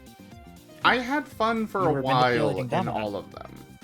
The problem is that eventually when you're just, you know, after the, you know, 20th Deus Ex Machina removing the threat for you, it's like, yawn. Can we move on? Yeah. And the main plot To be kind fair, of that's why Shade started to threaten people. It's because he didn't want he didn't want the problem solved for him. Yeah. And even so he then, started threatening Domino. and even then, it's like he kept throwing the Deus Ex Machina at us. Yeah, but at least it wasn't Domino doing it. Fair. that was the victory. That I was want the your that was victories the to big feel victory. earned. It wasn't I get Domino doing the Deus Ex Machina. But yeah. Man, so many amazing tables. But did you at least have the option to like forever stay a werewolf if you wanted? No. Why not? Because then technically we could have just stayed in there was a, well, even then we wouldn't have been able to because it was in the middle of the city. But there was a werewolf pack that was werewolf most of the time, but you know, it was in a park in the middle of a city and humans would come in, and so we couldn't just stay werewolf. Had to And you eat keep them. it all secret. No, Most because of that, them that were- gets but attention. That starts bringing all the hunters to the yard. Most of the Then you have to start dealing with crazy hunters, and then other And damn paranormal rat, factions. better and than then Hunters you. US. or any other thing, because you eat the humans, you're eating food supplies for other factions. Yeah. Yeah, like there's tribes that can only be like with other werewolves, even with actual wolves, and just live with them the whole time. But then I'm guessing, you know, the story took Yeah. to places that involve people, humans, and all that. So. Not to mention the self-destructive clans that don't last very long. Viral dancers. Oh, those are the But yeah, we didn't get a chance to really. I had no idea what any of my abilities were in any of those games. I just kind of was like, can I just do this thing? And Kerr said yes. There weren't mechanics to any of it that I was aware of. Like, we almost never made rolls. Like, it was an oofta. From the out, he looks like a very enthusiastic and passionate yet. His focus is just not there. Yeah. He relies too much on the tropes. And he's very permissive as well, so the Maybe if you had like a committee of people working together, it would work. Wait, you had magic, Toshimi? That is the funniest way that this could have gone. I had no idea you had magic. Like the Sim didn't know. If that isn't indicative, I don't know what is. Well, we already know That said more than any of the stories did. Toshimi Kurt. kept his abilities very concealed until they needed them, from what we heard. And yet we never got an opportunity to need them.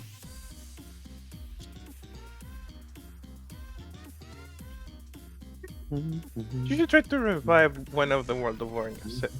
World of Darkness. They had so much potential. Well, now I we all like World of Darkness a lot. I mean, yeah, I liked the premise of it, but now we're running, you know, Scar stuff. Yeah. You're pretty booked That was right a now. different system that wasn't Scar? Yeah, World of Darkness is its own system. Yeah. Oh. Got like Yes. humanity mechanics and stuff. Yeah. I really like World of Darkness stuff. I mean, hell, because Shade was originally meant for the Starlight game that I was joining. I had a unique opportunity because I got told that you know, all of them are reincarnates from different worlds, basically, from what I got told at the time. And so I'm like, ah, cool. You know, I've had this idea for a hunter character that I've never actually used, but like I've made a sheet for. You know what? Cool. Just fucking kill them off. Kill them off and use them. And then so Shade actually started out as a World of Darkness character, technically speaking, lore-wise. He just didn't know he was in World of Darkness. He didn't know any of the supernatural shit was real, except for the devil thing because he got banned. Oh boy. He found one supernatural thing, went, damn. All right, cool, time to make a new identity.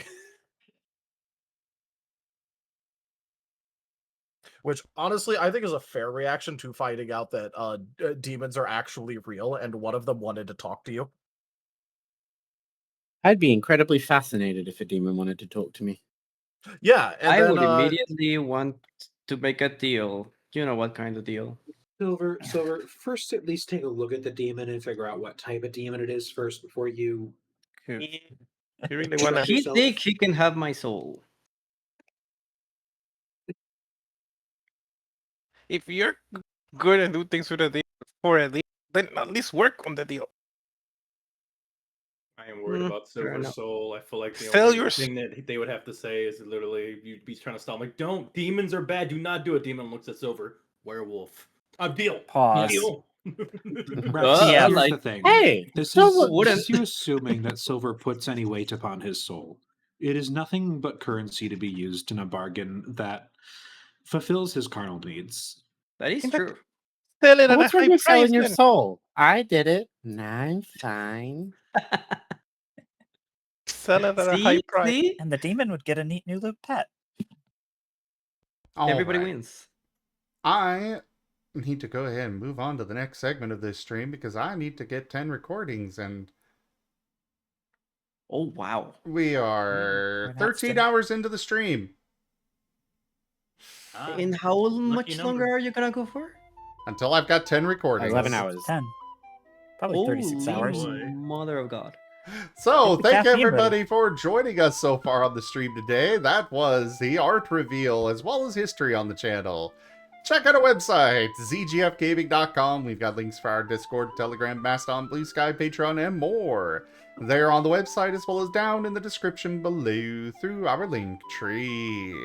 Thank you to my patrons, tippers, and subscribers.